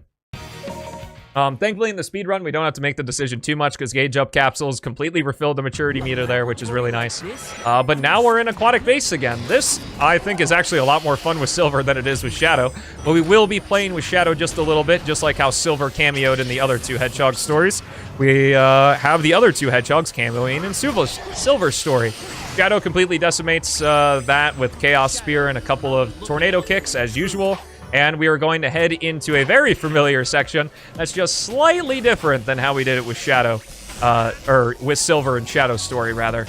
I guess they uninstalled and reinstalled springs or something like that. But anyway, we're going to be utilizing the fact that we can't refill ESP mode right here once it's activated to get a really long teleport dash throughout this section. And then I'm actually going to run in this door, into this door for a little bit, and that slows me down just enough to where when I defeat these enemies, my ESP mode will be gone and will completely refill so we can use it more. Additionally, the Flame of Control is also in this stage, which allows you to use the Psychic Knife, if you were wondering where that is. So activating ESP mode right here, landing on these really tiny platforms, actually a little bit easier to do with Silver than it is to do with Shadow, or with Sonic, rather, with his gems, to be completely honest. Silver has a slower top speed than Sonic, so he gets to... he's a little bit more precise in that regard when it comes to landing on tiny platforms. An ability I used right there is an incredibly niche move with him. That is the Grab All. The grab all allows Silver to grab things with his psychokinesis in a 360-degree radius at the cost of moving. While you're in ESP mode, you can actually do the grab all while moving, but it's still pretty quick, and we can just quickly initiate a teleport dash afterward anyway, so it's not a huge time loss to use the grab all. Because normally Silver can just grab stuff in what I want to say is like a 60-degree radius cone in front of him. Whereas the grab all grabs everything around him, including stuff that's to the side and behind him. That's what 360 degrees means, Stelmo. Anyway, utilizing ESP mode right there to skip that ball in that section once again. Now I'm going to go ahead and grab a ring for safety because I feel like I'm going to do something really dumb here. But anyway, is this 3D in my 3D Sonic game? Get the hell out of here. As we use the Psychic Knife to defeat these enemies. And then one more ESP blast is going to open up this door and get us to the goal room. Very, very, very cool stuff. So we did, in the first 10 minutes, we did Silver Story. I explained that really poorly. The first 10 minutes of Silver Story is the first 5 stages. The last 4 stages are the last 10 minutes of Silver Story. The length increase between the beginning of Silver Story and the end of Silver Story is kind of insane in Project 06. Oh, I think I fired a Psychic Shot and missed there. The Psychic Shot is an additional ability for Silver in PO6 as well. It's the default form of the Psychic Knife. You don't need the Flame of Control to use it or anything.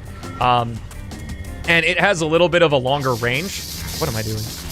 Need to grab you. Okay, we should be good. I have to be somewhat careful there, because what I utilized was that enemy drops an asinine amount of energy cores. So I was able to completely fill my action gauge, do a teleport dash, and the teleport dash is actually slightly faster than the speed in which energy cores go into Silver's character. So we're going to be utilizing it again right here, grabbing this gauge up capsule to refill our action gauge, Psychic Knifing through the wall. You heard some enemies die, and then we're going to run out of our teleport dash right there. Well, we actually didn't run out because I did it optimally.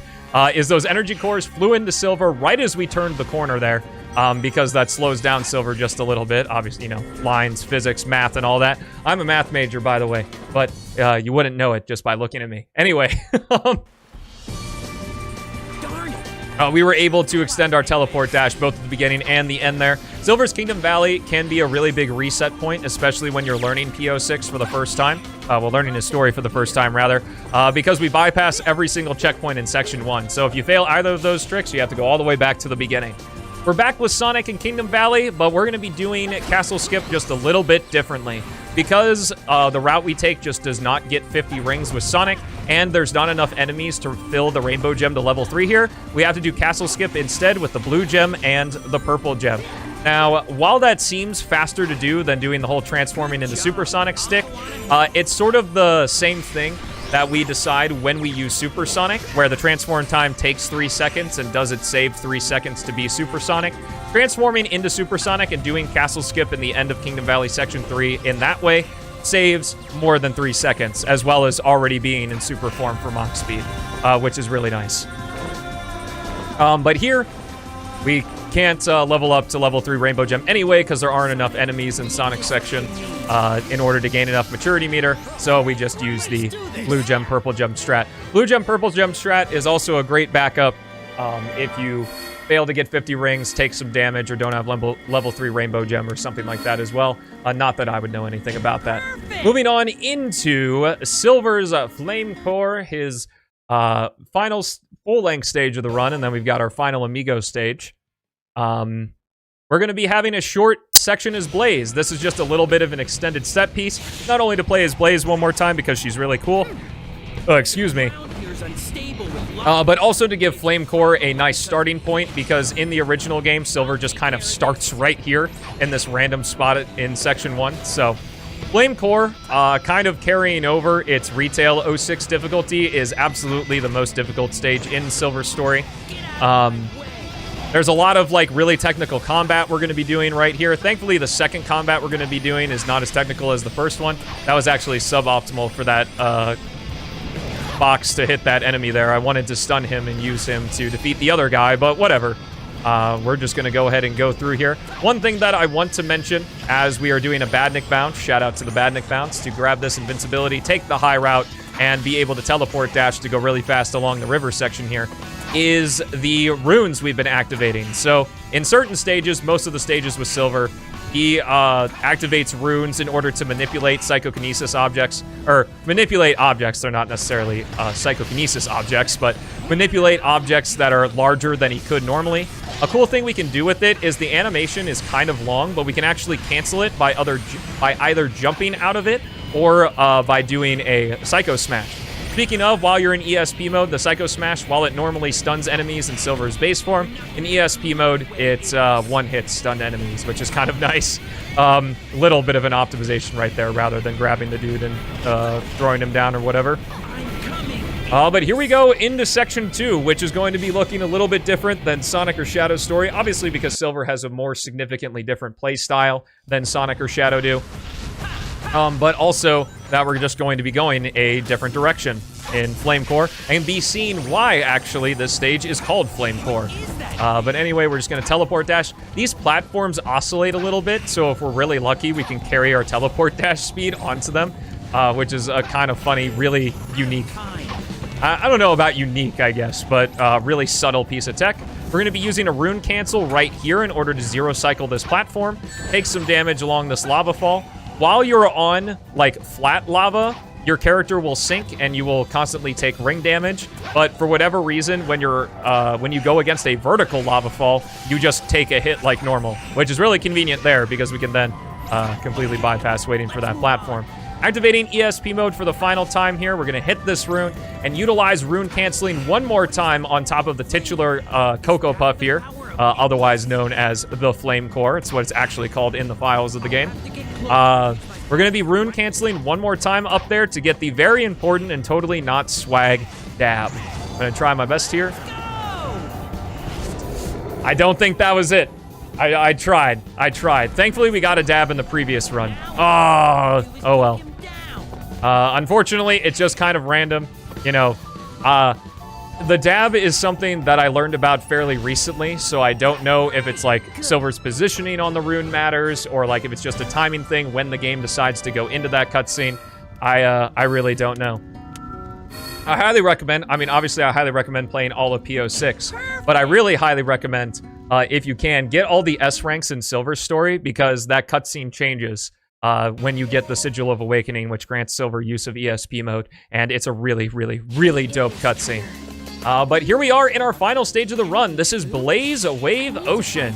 Kind of similar to Tails Wave Ocean, but it's pretty fun with Blaze, because Blaze is more fun of a character, and the level design's more catered to a Sonic-like character over Tails just flying over everything. Whoa. But there's a little bit of additional level design at the very end of this section. This is probably PO6's best stage. I think it best showcases, not only with using Blaze, but also just kind of best showcases like how PO6 is different from the original game.